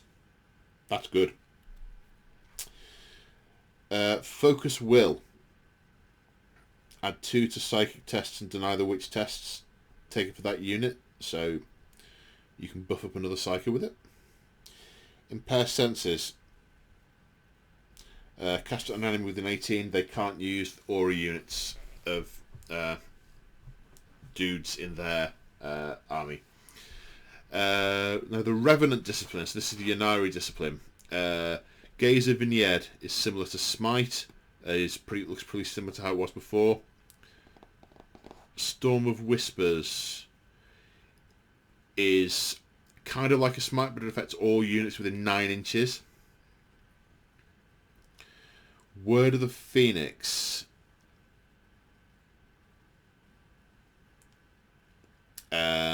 You bring dead models back to life, pretty much as it was before.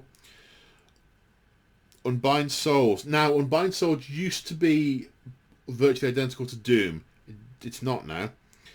Each time your Nari model makes a melee attack on a modified hit roll of 6, automatically wounds.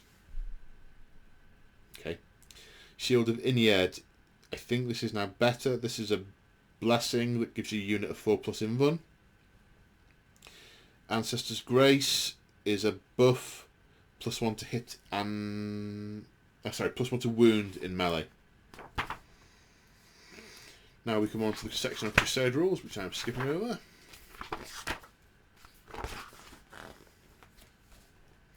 Right. Now we come on to data sheets and such. So, battle focus is one that most of the Azurani, the Azurani models have. If you advance, then you can fire assault and pistol weapons as if you'd stayed stationary. I like the fact they've added pistols into that. That's really good.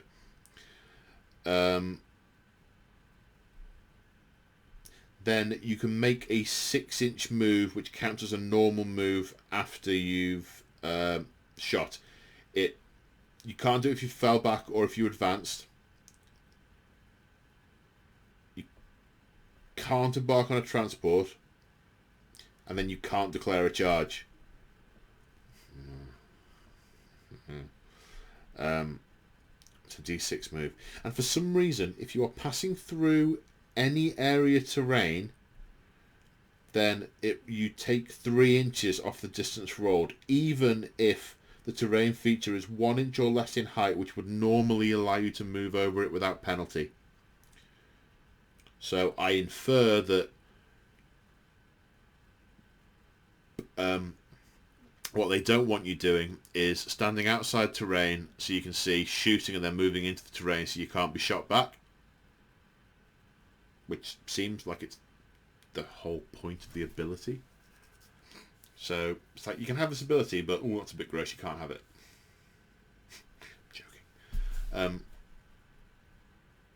I can't see a narrative reason for that at all.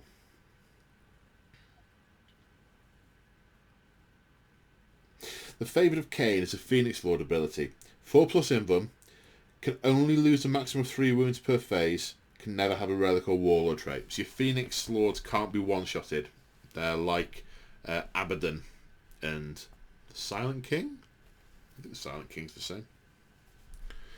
Strands of Fate. So here is a new... This was referenced quite a bit earlier.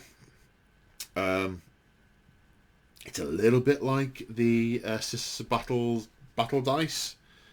Fate dice. You roll 6 dice to start the battle round. Then, depending on the size of game you're playing, 2, 3, 4, 5 for combat, patrol, incursion, strike force, and onslaught, respectively, you can keep that many dice. So you roll 6 dice, you can keep some of them. Each dice you keep allows you to swap out a dice roll at some point during the battle round, basically for a 6. But what kind of roll you can swap it out for depends on what you roll. So there's a table. So 1 is advance, 2 is charge, 3 is psychic test, 4 is hit roll, 5 is wound roll, and 6 is saving roll. So if you were to roll your 6 dice, you could go, right, there's 2 3s there, I want both of those, so I'm going to keep those for psychic tests. So you can swap out, over the course of the battle round, 2 dice that you would, before you roll them, say, right, this is going to be a 6. But it all depends on what you roll in the Strands of Fate to start the battle round and which dice you choose to keep. So there's an element of manipulation there and sort of stacking things in your favour. And as you've seen before, there are other things that can allow you to keep more dice and so on. There's some deployment abilities. Set up on the table no more than 9 inches from the enemy and their deployment zone. Sudden Assault. You can set stuff up within 9 inches it's a reinforcements within 9 inches, so it's a deep strike. And shuriken weapons, I mentioned this before, if you roll to wound of a 6, the armor penetration goes up by 2 in a shuriken weapon. Harlequins have a different set of stuff. They all have the Harlequin's Panoply, which gives them a 4+ invulnerable save for their flip belt that they used to have. Every time the 4+ invulnerable save was the hollow field. They also have something to represent the flip belt. Why they have done... Yeah, well, it's the same stuff. It's all the rules haven't changed. Move, advance, fall back, or charge. You can move horizontally through models and terrain features as if they aren't there. And then -1 to be shot at. Rising crescendo, you can charge in a turn you advanced, you can shoot and charge in a turn you fell back. Then we have the Look of the Laughing God. If every unit from your army has the Harlequin keyword and is performing the same say death, so if you're basically playing just Harlequins, at the start of the battle round you gain a number of luck rerolls depending on the size of the battle. Again, Combat Patrol 1, Incursion 2, Strike Force 3, Onslaught 4. They're basically command point rerolls, but it's the Look of the Laughing God. I kind of like that. Okay, now we're on to the data sheets.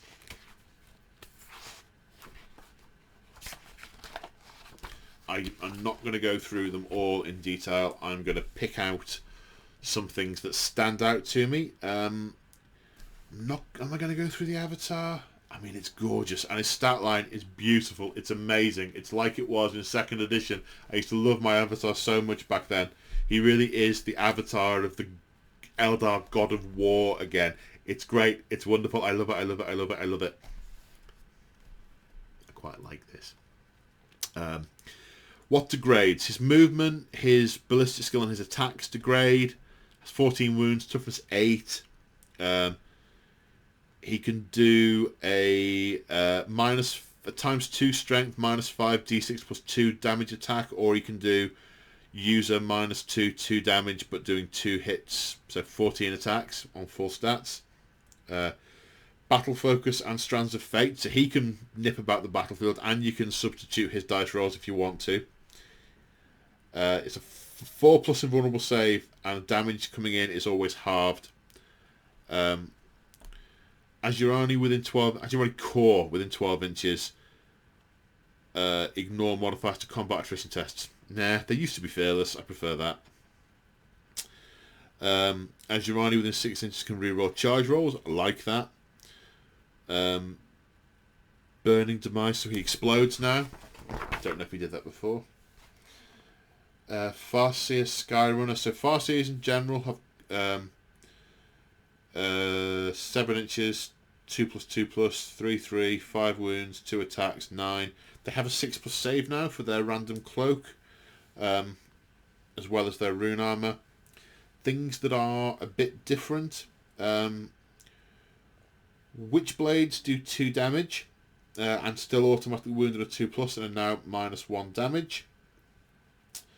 Rune armor is still 4+ and vulnerable. Ghost helm now just ignores perils of the warp, which is nice. That's cleaner, but enough stat. Runes of the Farseer. Rather than letting you do psychic test rerolls, which it did, it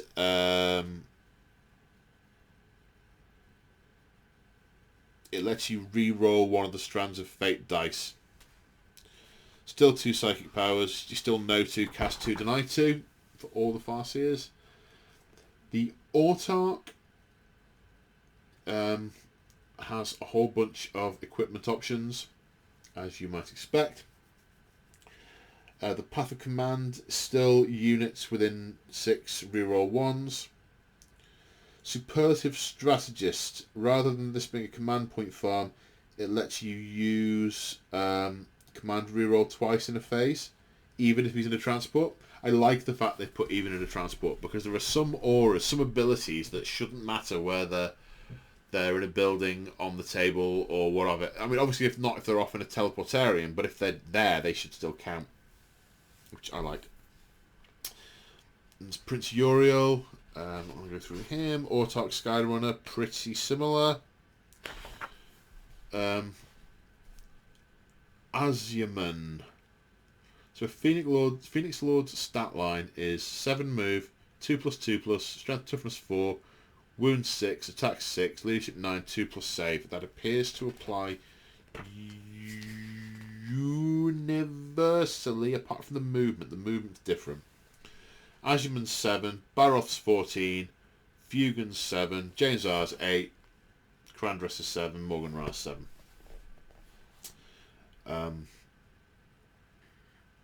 I'm not going to go through all the Phoenix Lords.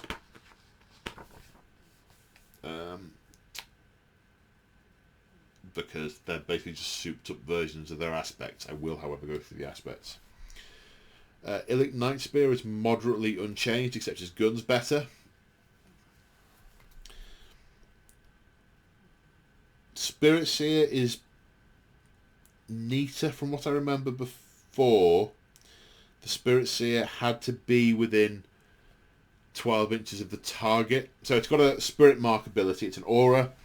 I can't remember if this is what it was in the last edition or not, so I might be doing them a disservice. But back in the day, it was whether the Spirit Seer was in range of the enemy, depending on whether you got the reroll. Because you basically put a mark on them that let the Wraith guard go, kill that. Now it's just your unit that has to be within 6 inches. It's less narrative, but you never got to use it because you were never close enough to do it. So, Guardians.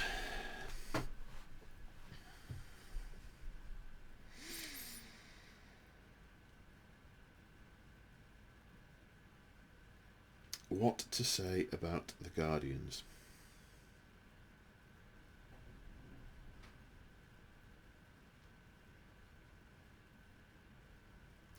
So, back in the day, Guardians used to be weapon skill, ballistic skill 4+, because an untrained Eldar was the equivalent of a trained human. So, in humans, you have conscripts being 5+, guardsmen being 4+, guardsmen trained 4+, and elites, i.e. stormtroopers, 3+. And it was that an untrained Eldar was the equivalent of a trained human. A trained Eldar was the equivalent of a veteran human, and an Exarch was a level better. A while ago, they changed Guardians to be 3+3+, so they are so an aspect war. Being an aspect war doesn't make you any better at fighting and shooting. I personally prefer the Guardians being 4s. They've improved the save of the Guardians to 4+, which is what Dire Avengers have always been. Presumably because they've gone, well, we want them to have a 5-up save, but every weapon out there is -1 AP, so we'll increase the armour so that they get the 5+ save. To me, this is a symptom of the proliferation of AP as a balancing tool. It's and way back in the day, a Shuriken Catapult used to have a range of 24 inches and use a sustained fire dice and be -1 AP. And it was -1 AP because it was strength 4, when bolters were also -1 AP because they were strength 4. Then, in the switch to 3rd Ed, Shuriken Catapults became Assault 2 and 12-inch range. Then, in later editions, to make the Dire Avengers a bit better, to make them better than Guardians, they upped the range of Dire Avengers to 18 and 2 shots. The Guardians now have the Shuriken Catapult. The basic Shuriken Catapult is an 18-inch range, 2 shot, -1 AP flat, with Shuriken rule, which means it could be up to -3 AP. The Shuriken Cannon is now still heavy 3, still 24-inch range, strength 6, -1 now, and 2 damage. Much better. But again, it's a direction of travel in terms of the overall rule set of 9th Ed, which I'll do my best not to go into in too much detail. If you're still watching this, I'm surprised if you're watching this. This is very much a ramble. as well as a Codex review. I might make sure I put the word Ramble in the title and go, you have been warned. So Guardians now are everything that Dire Avengers were a few years back. Which, I mean, I get it. They want to stimulate sales in Guardians, and I have absolutely no truck with that whatsoever. Did you have to move Dire Avengers to Elites in order to do it?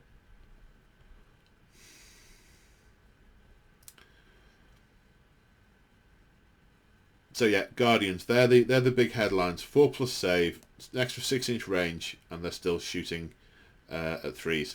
Storm Guardians are the same, except Storm Guardians can now take a hover platform, same as Guardian Defenders could, except this is a shield. It's like a portable hover shield, a serpent shield. Gives them a 5+ invulnerable save against ranged attacks, and rolls to hit of 1 or 2, rolls to wound of 1 or 2, never wound. And what they have now, the Storm Guardians, before you could take you could take them in multiples of 8, and that was because that was how many Storm Guardians you could buy in a unit that came in a unit. It's now 10 to 20, which, you know, that's good. And it used to be you could have 2 models in that unit, could either have a flamer or a fusion gun or a combination. Now, for every 10 models in the unit, you can take 2 flamers, 2 fusion guns, and 2 power swords. So you can really kiss out 10 models. And if you're attacking a unit if you're in range, if you're attacking an enemy unit that's in range of an objective marker, you get to reroll hit rolls of 1. So these are the Guardians that are designed to storm the breach. Storm Guardians often support Aspect Warriors in close combat.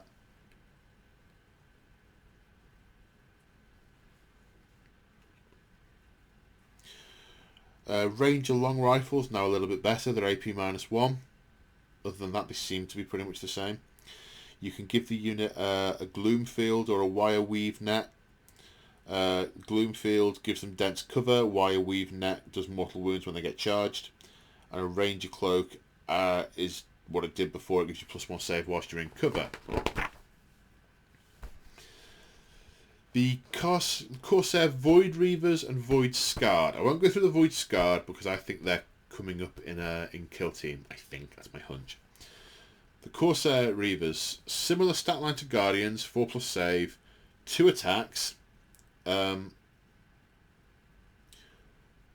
Unmodified Reavers of the Void, an unmodified hit roll of 6 automatically wounds the target. Outcast and Pirates, and I haven't seen this since about 4th edition. I had wondered why they'd never used this as a mechanic, but if you're on with Battleforge, this unit cannot be used as a compulsory selection in a detachment, e.g. as the only troops in a patrol, unless the detachment contains only Anrathi units. So Anrathi is the keyword for Void Reavers. Yeah. They can take a whole combination of different weapons. Some of them are Harlequin, some of them are Eldari, some of these are Drukhari. It's a unit of 10. They can have Blasters, Shredders, Neurodisruptors, so Drukhari, Harlequin, Azurani, Wraith Cannon. Crumbs. Pen forward impression for you there. So I mean, yeah, this is a menagerie unit. They do look awfully cool, and I absolutely will be getting some. Shame there's just one unit. It'd be nice if there were a few, and you could do like a decent combat patrol or a 1K list with enough of these. But I'm assuming, you probably can still take things like Wave Serpents with them, and they're nice. They're cool. They're cool. What am I like? Greedy. I just want more. Now, Warlocks. I like what they've done to Warlocks. Very, very, very much indeed. Warlocks are now an elite unit. And that to me feels right. The Warlocks are basically just an aspect warrior that can do some magic at the same time. They're not even an Exarch, they're not a Farseer, they're not a strategist. Being able to take a unit of Warlocks as an HQ always felt wrong to me. And if you're taking an Orthway army, the Warlocks always felt to me like they're elite units. Like the Farseers would be their HQs and their Warlocks would be their elite units. Now they are elite, and I really like that change.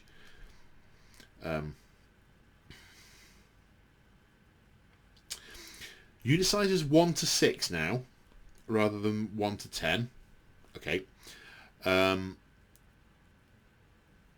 I also like what they've done. The model, what made them really difficult to take before is that they were all 40 points each. So you wanted a unit of 10, you can do the maths on that. Well, they were 35 points each. What they've done now is, if the unit has only one Warlock, it's 40 points. If the unit has more than one Warlock, they are 20 points each. So you can have a unit of 12 for 6 for 120. Really nice, really like that. Or you can take it as an individual character for 40 points. That's good, that's good. Like that. The Singing Spear is now reasonably different from a Witchblade. It's a 3 damage weapon, 2+, but it's only 2+ to wound in melee and strength 9 for throwing, which is good. But rather than being -1, it's a flat 3 damage with AP 0. It's good that they're different. And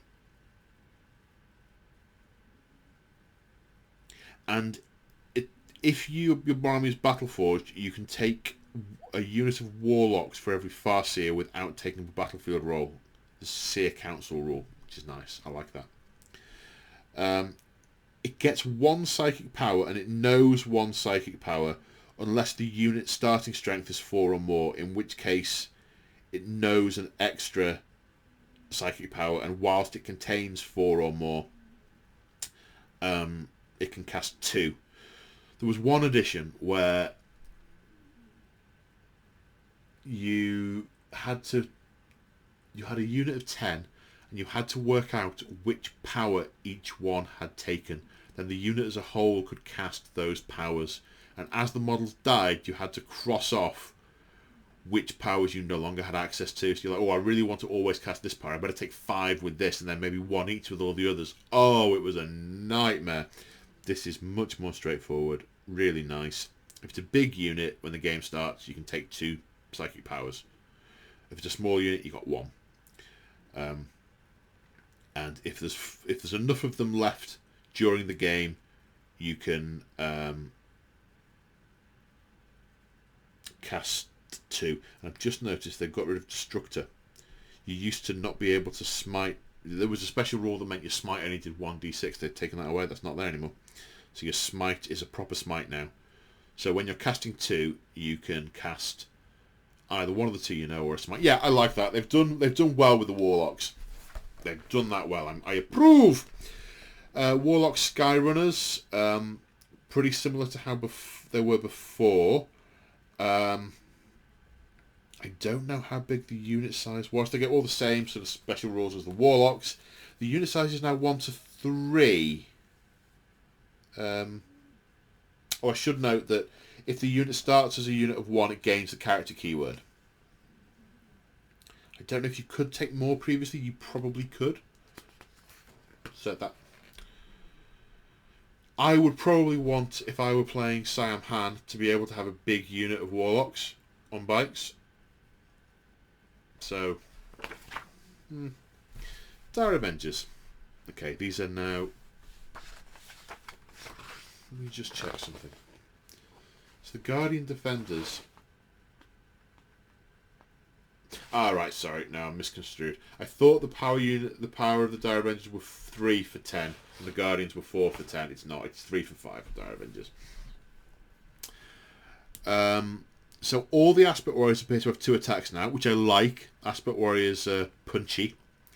Back in Second Ed, all the profiles of all the Aspect Warriors were different depending on the aspect. And whilst that was cool, it was a pain to play with. They've all pretty much Saying that, I've just noticed toughness 4 on fire dragons. Okay, so maybe they haven't all pretty much got the same profile, but they all seem to have 2 attacks.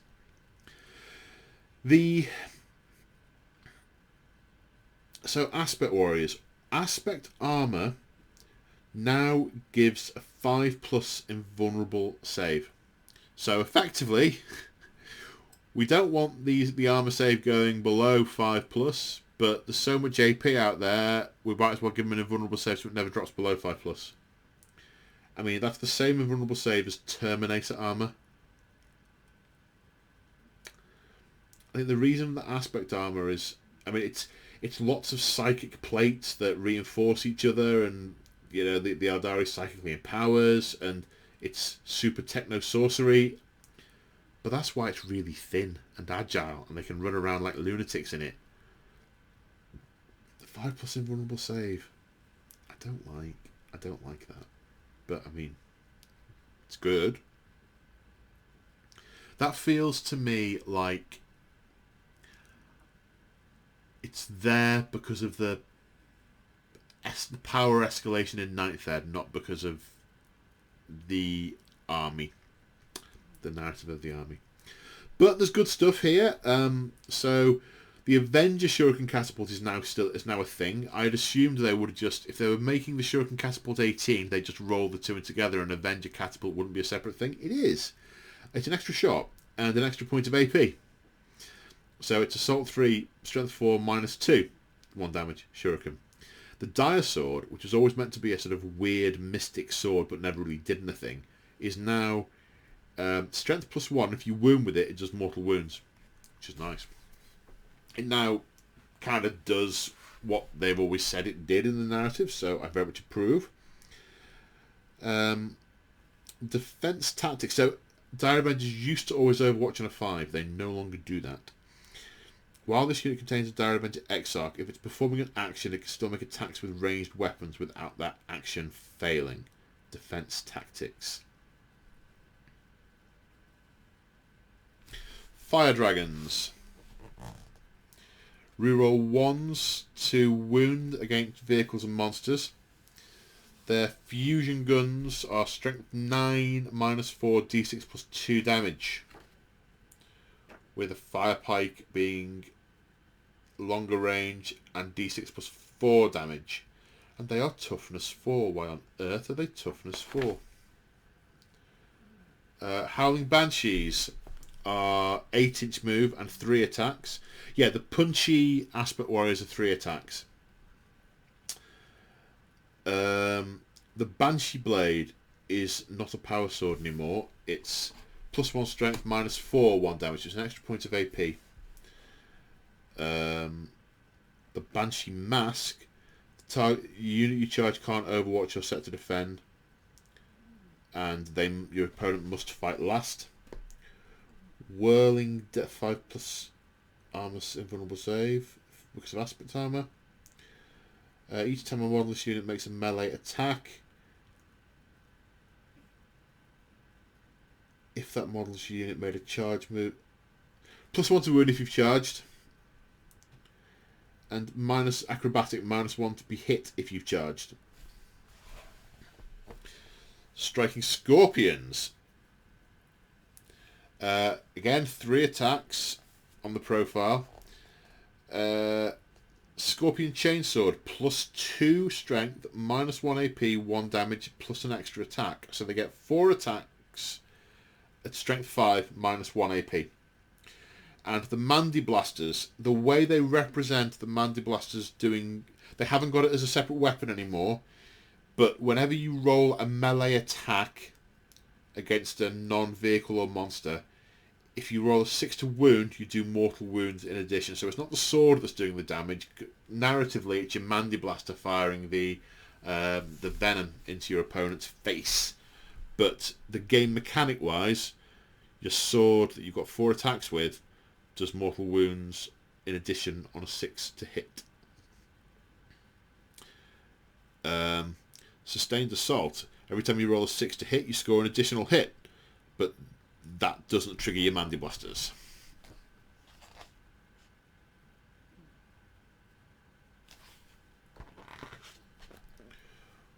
Wraith Blades.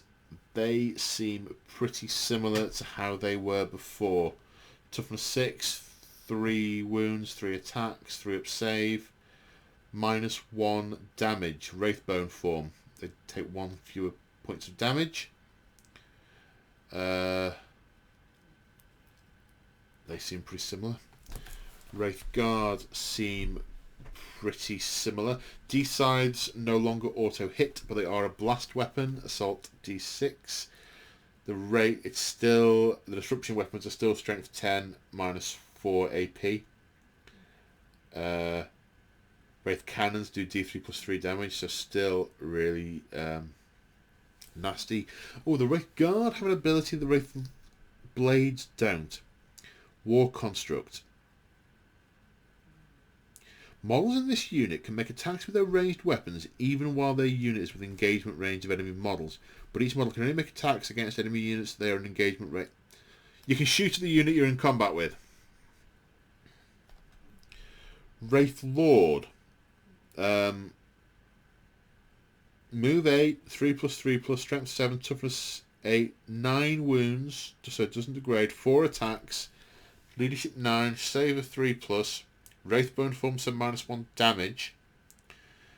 Wraithbone Fists are strength user, -3, 3 damage.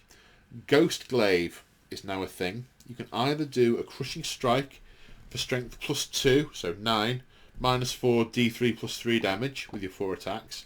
Ouchie. That's very reminiscent of a Redemptor Dreadnought. Like a Primaris Dreadnought. Or Sweeping Blow. Strength user, -2, 2 damage, roll 2 attacks. Wind Riders. If you're... 1 attack, 2 wounds, toughness 4, 3+ save. Yeah, okay. I still think these should be a 4+ save rather than a 3+. Other bikes don't give you extra armor save, from what I've seen. Or at least now that... Oh, okay. So they were 4+ in the last book. They're now back up to 3+ because Guardians are 4+.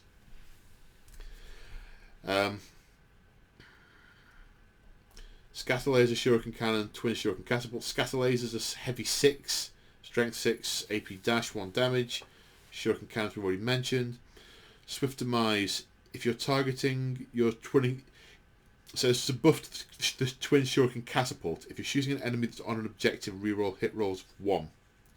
They still advance 6 if they advance, and the move is 16.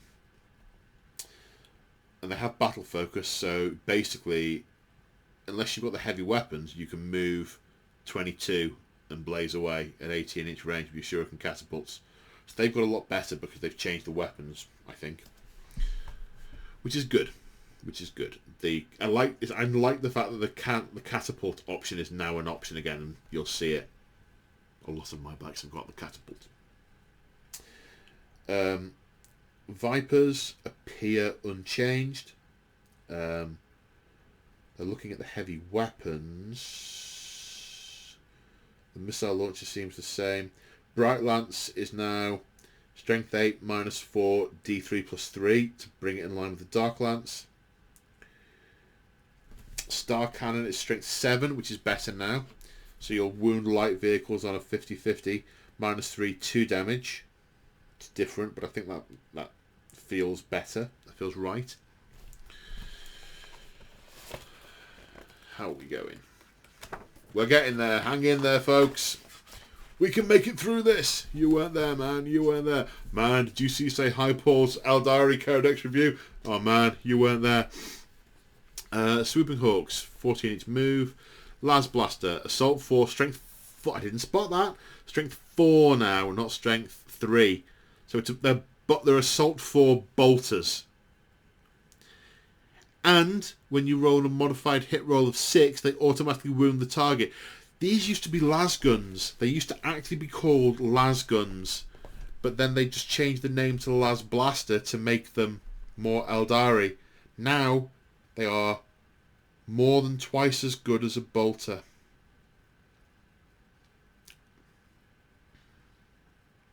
They get sudden assault, so they can deep strike. They can also sky leap, so you can take them off the battlefield and then set them up 9 inches away. So sky leap used to put them back in reserve. Now I haven't seen anything that says go back in reserve. Now I come to think of it, it's take them off, put them back on.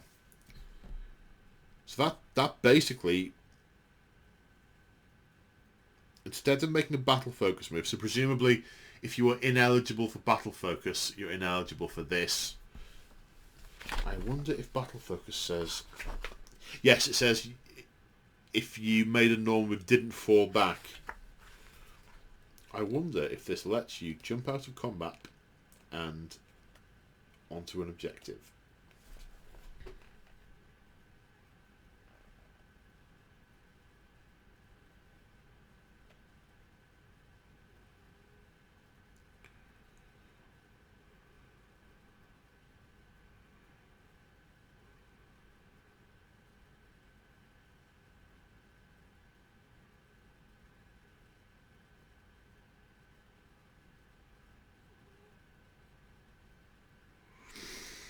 Okay, I can't see anything there that says you can't do it if you're within engagement range of an enemy unit.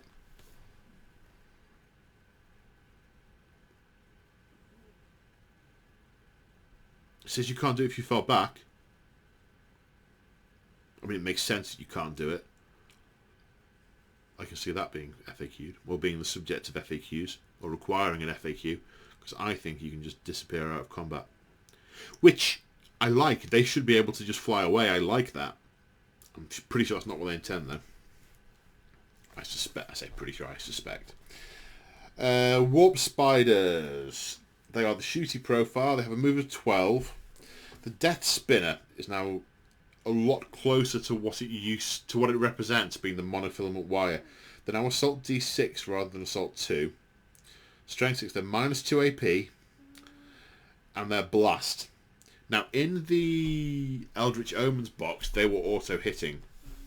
I suspect that was still subject to some playtesting when they wrote the stats in that book. Unless I hallucinated that. I don't think I did that.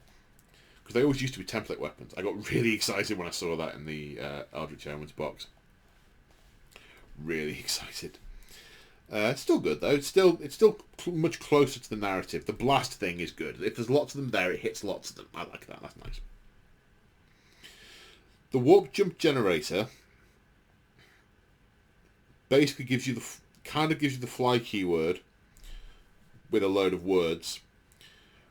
Except when you make a battle focus move, you can roll 2d6 instead of 1d6 to determine the maximum distance you can move. If you roll a double 1, you take a mortal wound as one of your warp spiders dies in the warp. Basically, you can battle focus an extra d6 inches. The Warp Jump Generator gets you now. It's done all sorts of different things over the years. That's now what it does. And you still have Flicker Jump.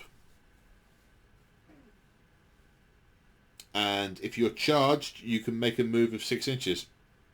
But can't overwatch or set to defend. You can teleport out of the way. That's nice. Shining Spears. Toughness 4.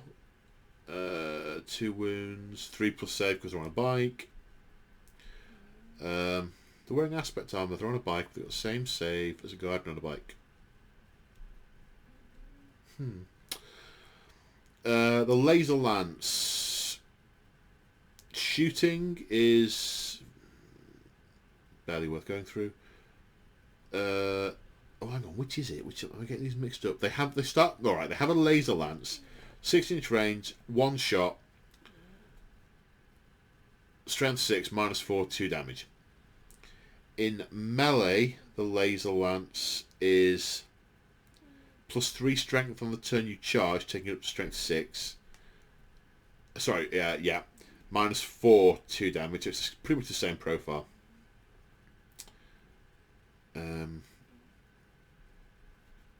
They get Ride the Wind, so they get the extra 6-inch move when they advance.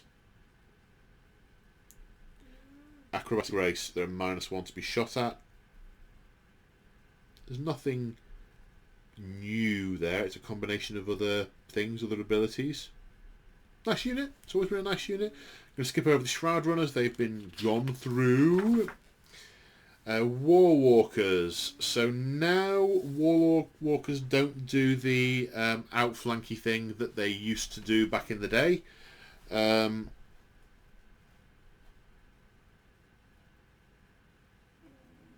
thought there was a stratagem they could use, but I don't remember reading it. So maybe there isn't. Maybe I am making that up. They've got a 10-inch move, so they're still pretty nippy. Advanced positions, that's what they get. So they can deploy a bit further up the board. You can deploy them further up. They look pretty similar to how they were before. Dark Reapers. As I mentioned before, the inescapable accuracy now just ignores dense cover. One of the big differences is that the Exarch can take a missile launcher, a Shuriken Cannon, or a Tempest launcher instead of the Reaper launcher. Tempest launcher is unchanged. Reaper launcher looks unchanged. Support weapons. There has got to be a typo on this. It cannot be right. I refuse to believe this is what was intended. Because it's an artillery and crew rule, and it's nice, I like it. It basically says it all counts as one model, and you can move, but you can never advance, never heroically intervene, never charge, never pile in, never consolidate. I really like that. It's really good. So I would imagine that it would have a couple of attacks, because there's 2 Guardians on it, so I'd have thought maybe 2 attacks. It's got 7. Weapon skill 3 plus 7 attacks. Strength 3. That has to be wrong, he says.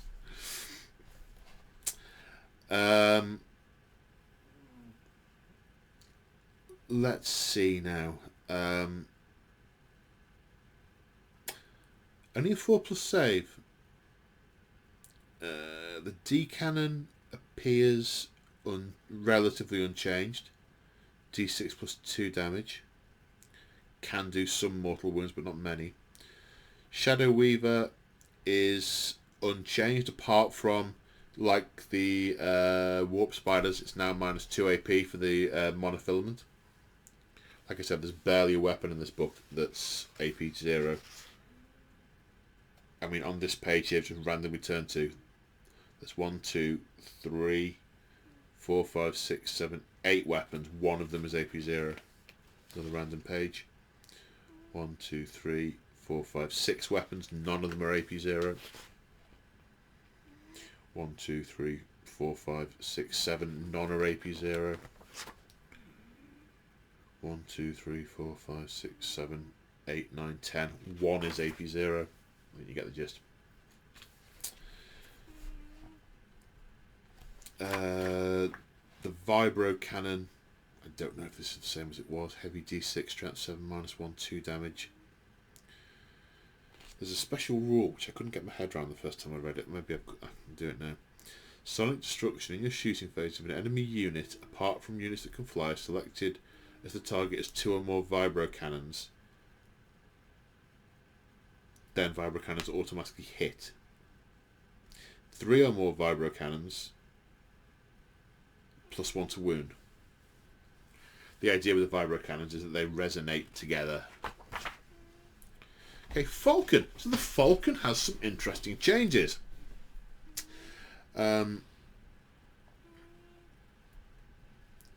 So the Falcon can deep strike, but it's got the Cloud Strike rule, which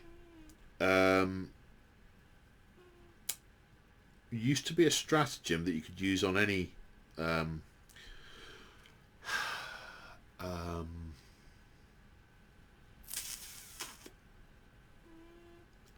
any flying transport. Now it's a Falcon specific. You can always deep strike it with its sudden assault rule in turn 1, 2 or 3 in the movement phase, regardless of any mission rules. And models can disembark as long as they are set up no more than 9 inches from enemy models. So it's a big deal for match play. Doesn't affect my games, but it's a big deal for match play. I can see that being used to drop in some fire dragons and stuff into strategic points on turn 1. The vehicle war gear is now quite different. It's worth mentioning the pulse laser, which is better than it was. It's now strength 9, -3, D3 plus 3 damage. It used to be a flat 3, I think. You could actually knock something out with a pulse laser now. So the war gear's all changed. Crystalline targeting matrix. When you make a ranged attack, you can ignore all modifiers to hit, which is different to what it used to do. Spirit Stones. The model is considered to have double the number of wounds for the purposes of determining what damage profile it has. That's big. That's very different. And it used to be give you a shrug. Now that, and it's nice because the Spirit Stones are meant to be flying the vehicle. So, yeah, that's cool. I like that. Star Engines. Add 3 to move, not 12. Vectored Engines. Once per battle, this model gains the battle focus ability. Nah. Okay. I can't see that being used much. Night Spinner. Very similar to before, except the Doomweaver's now AP -2.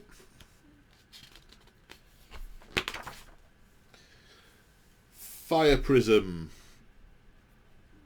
I have no idea what it was before, but now Focused Lance is 60-inch range, heavy 2, strength 14, -5, 3d3 damage. Note to self, paint the Fire Prism. Or the Dispersed Pulse is heavy 3d3 shots, strength 6, -2, 2 damage, blast. It's a marine killer. Note to self, paint the Fire Prism. Wave Serpent. Doesn't look like the stat line has changed very much. The Serpent Shield now gives a 5+ invulnerable save, and unmodified wound rolls of 1, 2, 3 can't wound the target. Everything else seems to be the same, apart from the change to the Serpent Shield. Crimson Hunter. Right, we're nearly through the Azurani.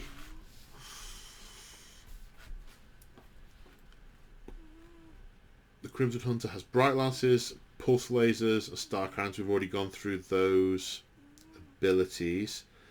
It's Supersonic, which is a fairly standard rule now. Adds 1 to hit rolls if it's firing at anything that can fly, and re-rolling to wound because it's a Sky Hunter. It's hard to hit, airborne, and explodes. That's the headline on the Crimson Hunter, which could be upgraded to being an Exarch with the thing that we went through earlier. Hemlock Wraith Fighter is still a Psyker, still knows Runes of Battle. It is a Wraithbone form, which means you subtract 1 from the damage, -1 damage to it. It was a Psyker because it had a Psychic Pilot, had a Mind Shock pod on it, basically a Psychic box that it's made of Wraithbone. It doesn't look like it's made of Wraithbone. It looks like it's a plane. Apparently it's Wraithbone. Supersonic, airborne, hard to hit.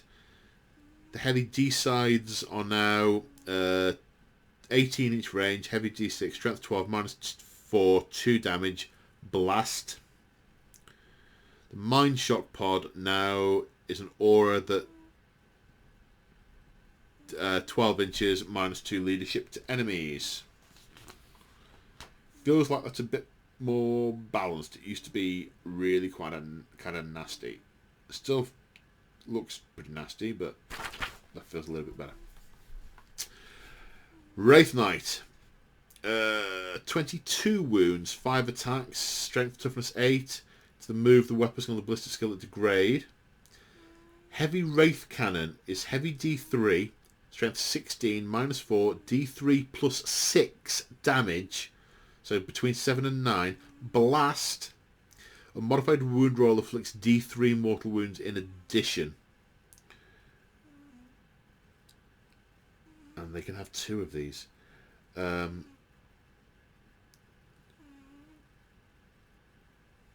But you can now do them in combination. Before, you could either have the Ghost Glaive and the sword, or 2 heavy cannons. Now you can swap your Ghost Glaive for a heavy cannon or a Sun Cannon. You can swap your Scatter Shield for a heavy Wraith Cannon. I prefer that. That means you can build a more flexible knight. That's nice. I like that. Where's the Sun Cannon? 48, heavy 2d6, strength 8, -3, 3 damage, blast. That's still a tasty weapon. So you could have a Wraith Cannon and a Sun Cannon. Is that possible? Scatter Shield with Wraith Cannon, Ghost Glaive with Sun Cannon. Yes, you could do that. You could totally do that. Wraithbone form, -1 damage. That'll be why it's only got the 22 wounds. Agile Construct, 5+ invulnerable. Unstoppable Revenant is all the, move and shoot type stuff. Webway Gate, 4 power. Mysterious appearance. During deployment, you can set it up on the battlefield that's more than 12 inches away from the enemy deployment zone and models. And it's got some light cover, heavy cover, unstable, inspiring for Eldari. Webblade Travellers. You halve the number of command points required to put Eldari units into strategic reserve. And Webway Strike. You can choose to set a unit up on the battlefield that's wholly within 6 inches of the Wraithbone archers. And you can set them up within 9 inches of enemy models. And they can be set up within engagement range of enemy models. If an Eldari unit is set up with engagement range of enemy models, it counts as having made a charge rule. Overwatch attacks cannot be made. Put that in objective. It's nice. That's much more usable than how it was before. That's 4 power, circa 80 points. How many points is it? Roughly 80, one would hope.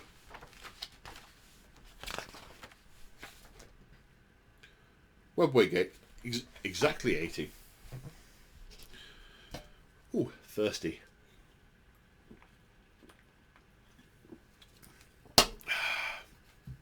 That's flat. I've been here a while. I kind of been putting off doing this. I didn't think it was going to take... I knew it was going to take a while. I did not know it was going to take 3 hours. I don't know if anyone's going to watch this for 3 hours long. If you're still watching it, good for you. I'll carry on. Okay, Harlequins. Troop Master. It's move of 8, weapons ballistic 2, strength toughness 3, 5 wounds, 6 attacks, leadership 9.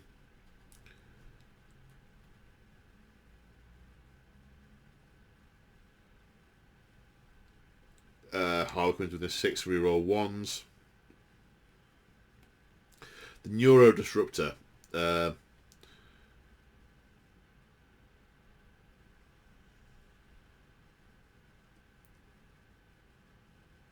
If you hit a non-vehicle unit with Neuro Disruptor, it does a mortal wound and the attack ends. If you hit a vehicle, it's strength 6, -3, 1 damage.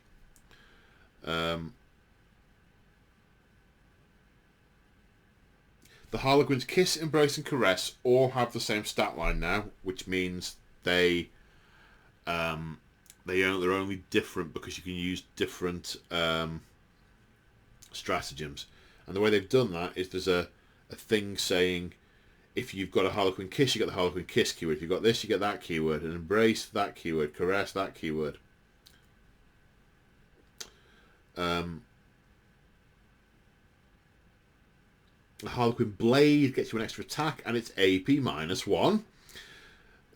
All three of them, all three Kiss, Embrace, Caresses, +1 strength, -2 AP, that's consistent with the other monofilament weapons, and 2 damage. So they're Marine Killers. 6 attacks, wounding Marines on 4 pluses. Shadow Seer has the potential to do mortal wounds with a hallucinogen grenade launcher. Neuro Disruptor is as I just described. Mist Stave is +3, -1 D3 damage. Profile looks like it did before, I think. Shield from harm. -1 to wound Harlequins within 6 inches. 2 psychic powers. Nose 2. Deny 1. Cast 2.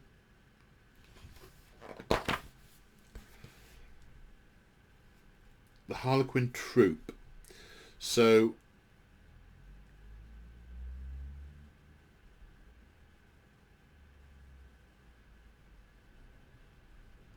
this is interesting. So your basic Harlequin is 4 attacks, 8 move 8. I think it's very similar to how it was before. The weapons I've already described. It's the combination of weapons that are the thing. If the unit contains 10 or fewer models, up to 2 pistols can be replaced with a Neuro Disruptor. Up to 2 pistols can be replaced with a Fusion Pistol. Up to 2 blades can be replaced with a Caress. Up to 2 blades can be replaced with a Embrace. If it contains 11 models, it's the same list, but it's 4. 11 models or more. The maximum unit size of 12. You get 6 in a box, that's why it's 12. That makes sense. So, units, this will make a lot of people unhappy, I imagine. If you've got units of 5 Harlequins, all with fusion pistols, that is no longer a valid combination. You can have a max of 2 fusion pistols. I think it matches what's in the box. And I think my notion for my light, dark, and twilight troops were to give fusion pistols to the light, Neuro Disruptors for the dark, and a combination on the twilight. That's not going to work now. I'll have to rethink that. Yes, there'll be a lot of Harlequin players quite frustrated with that. And there'll be lots of clipping and snapping and gluing and repainting or bemoaning, or lots of this guy doesn't have it because I'm not cutting up my gorgeous Harlequin-y model. Death Jester, the Shuriken Cannon is 30 inches, assault 3, strength 6, -2, 2 damage, and you can ignore Lookout Sir. Every model you kill counts as 2 in the morale phase. Solitaire can never have a relic or a warlord trait, has a 3+ invulnerable save, can move 12 inches, strength and toughness 4, wounds 5, attacks 8. Blitz once per battle, who has a Harlequin Kiss and a Caress. Yeah, once per battle in your movement phase. Instead of making a normal move, it can make a Blitz move. It does so. Add 2d6 to the model's move characteristic and add 2 to the model's attack characteristics. It goes up to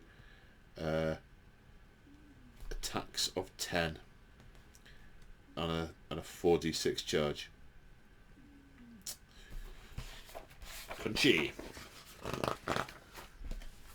Sky Weavers. Haywire Cannon is different now. It's heavy D3 plus 1, strength 3, -3, D3 damage, but it always wounds vehicles on a 4+. And on a roll of 6, it does D3 mortal wounds in addition.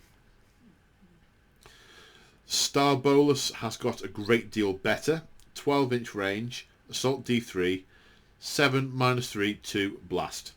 Zephyrglaive looks unchanged. Harlequin Mask, -1 to hit them in melee. Hollow Suits, 4+ invulnerable save. They've Look of the Laughing God rising crescendo. Okay, so they haven't given them the panoply because it wouldn't make sense for them to have the movement rules in the panoply. So instead they've given them the... Why? Okay. Skyweaver Mirage launches. Each time an attack is made against this unit, that attack's hit roll cannot be re-rolled. Okay. Void Weaver. Similar hollow fields, mirage launchers. The prismatic cannon is either focused heavy 2, strength 12 -4 2d3 damage, or dispersed heavy 3d3, strength 5 -3 1 damage blast. So kind of like a mini prism cannon. The haywire cannon is the Voidweaver Haywire Cannon is heavy 2d3 with the same stat line as the other Haywire Cannon. Starweaver, still open-topped. You can still shoot pistols out into combat. Ride the Wind, Mirage Launchers, that looks unchanged. Can it still take 6 Harlequins? It can still take 6 Harlequins. That looks unchanged. So we are now on to the last 3 profiles. Yvraine.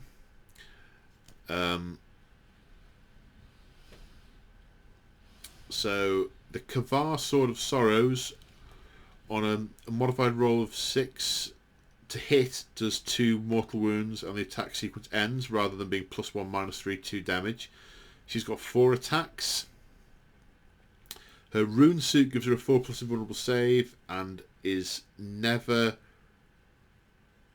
wounded on anything less than a 4+.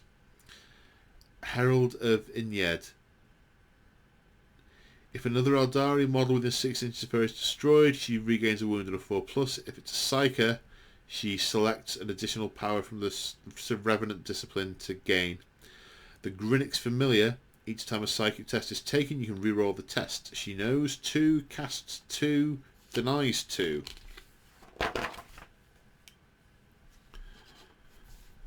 The Visage.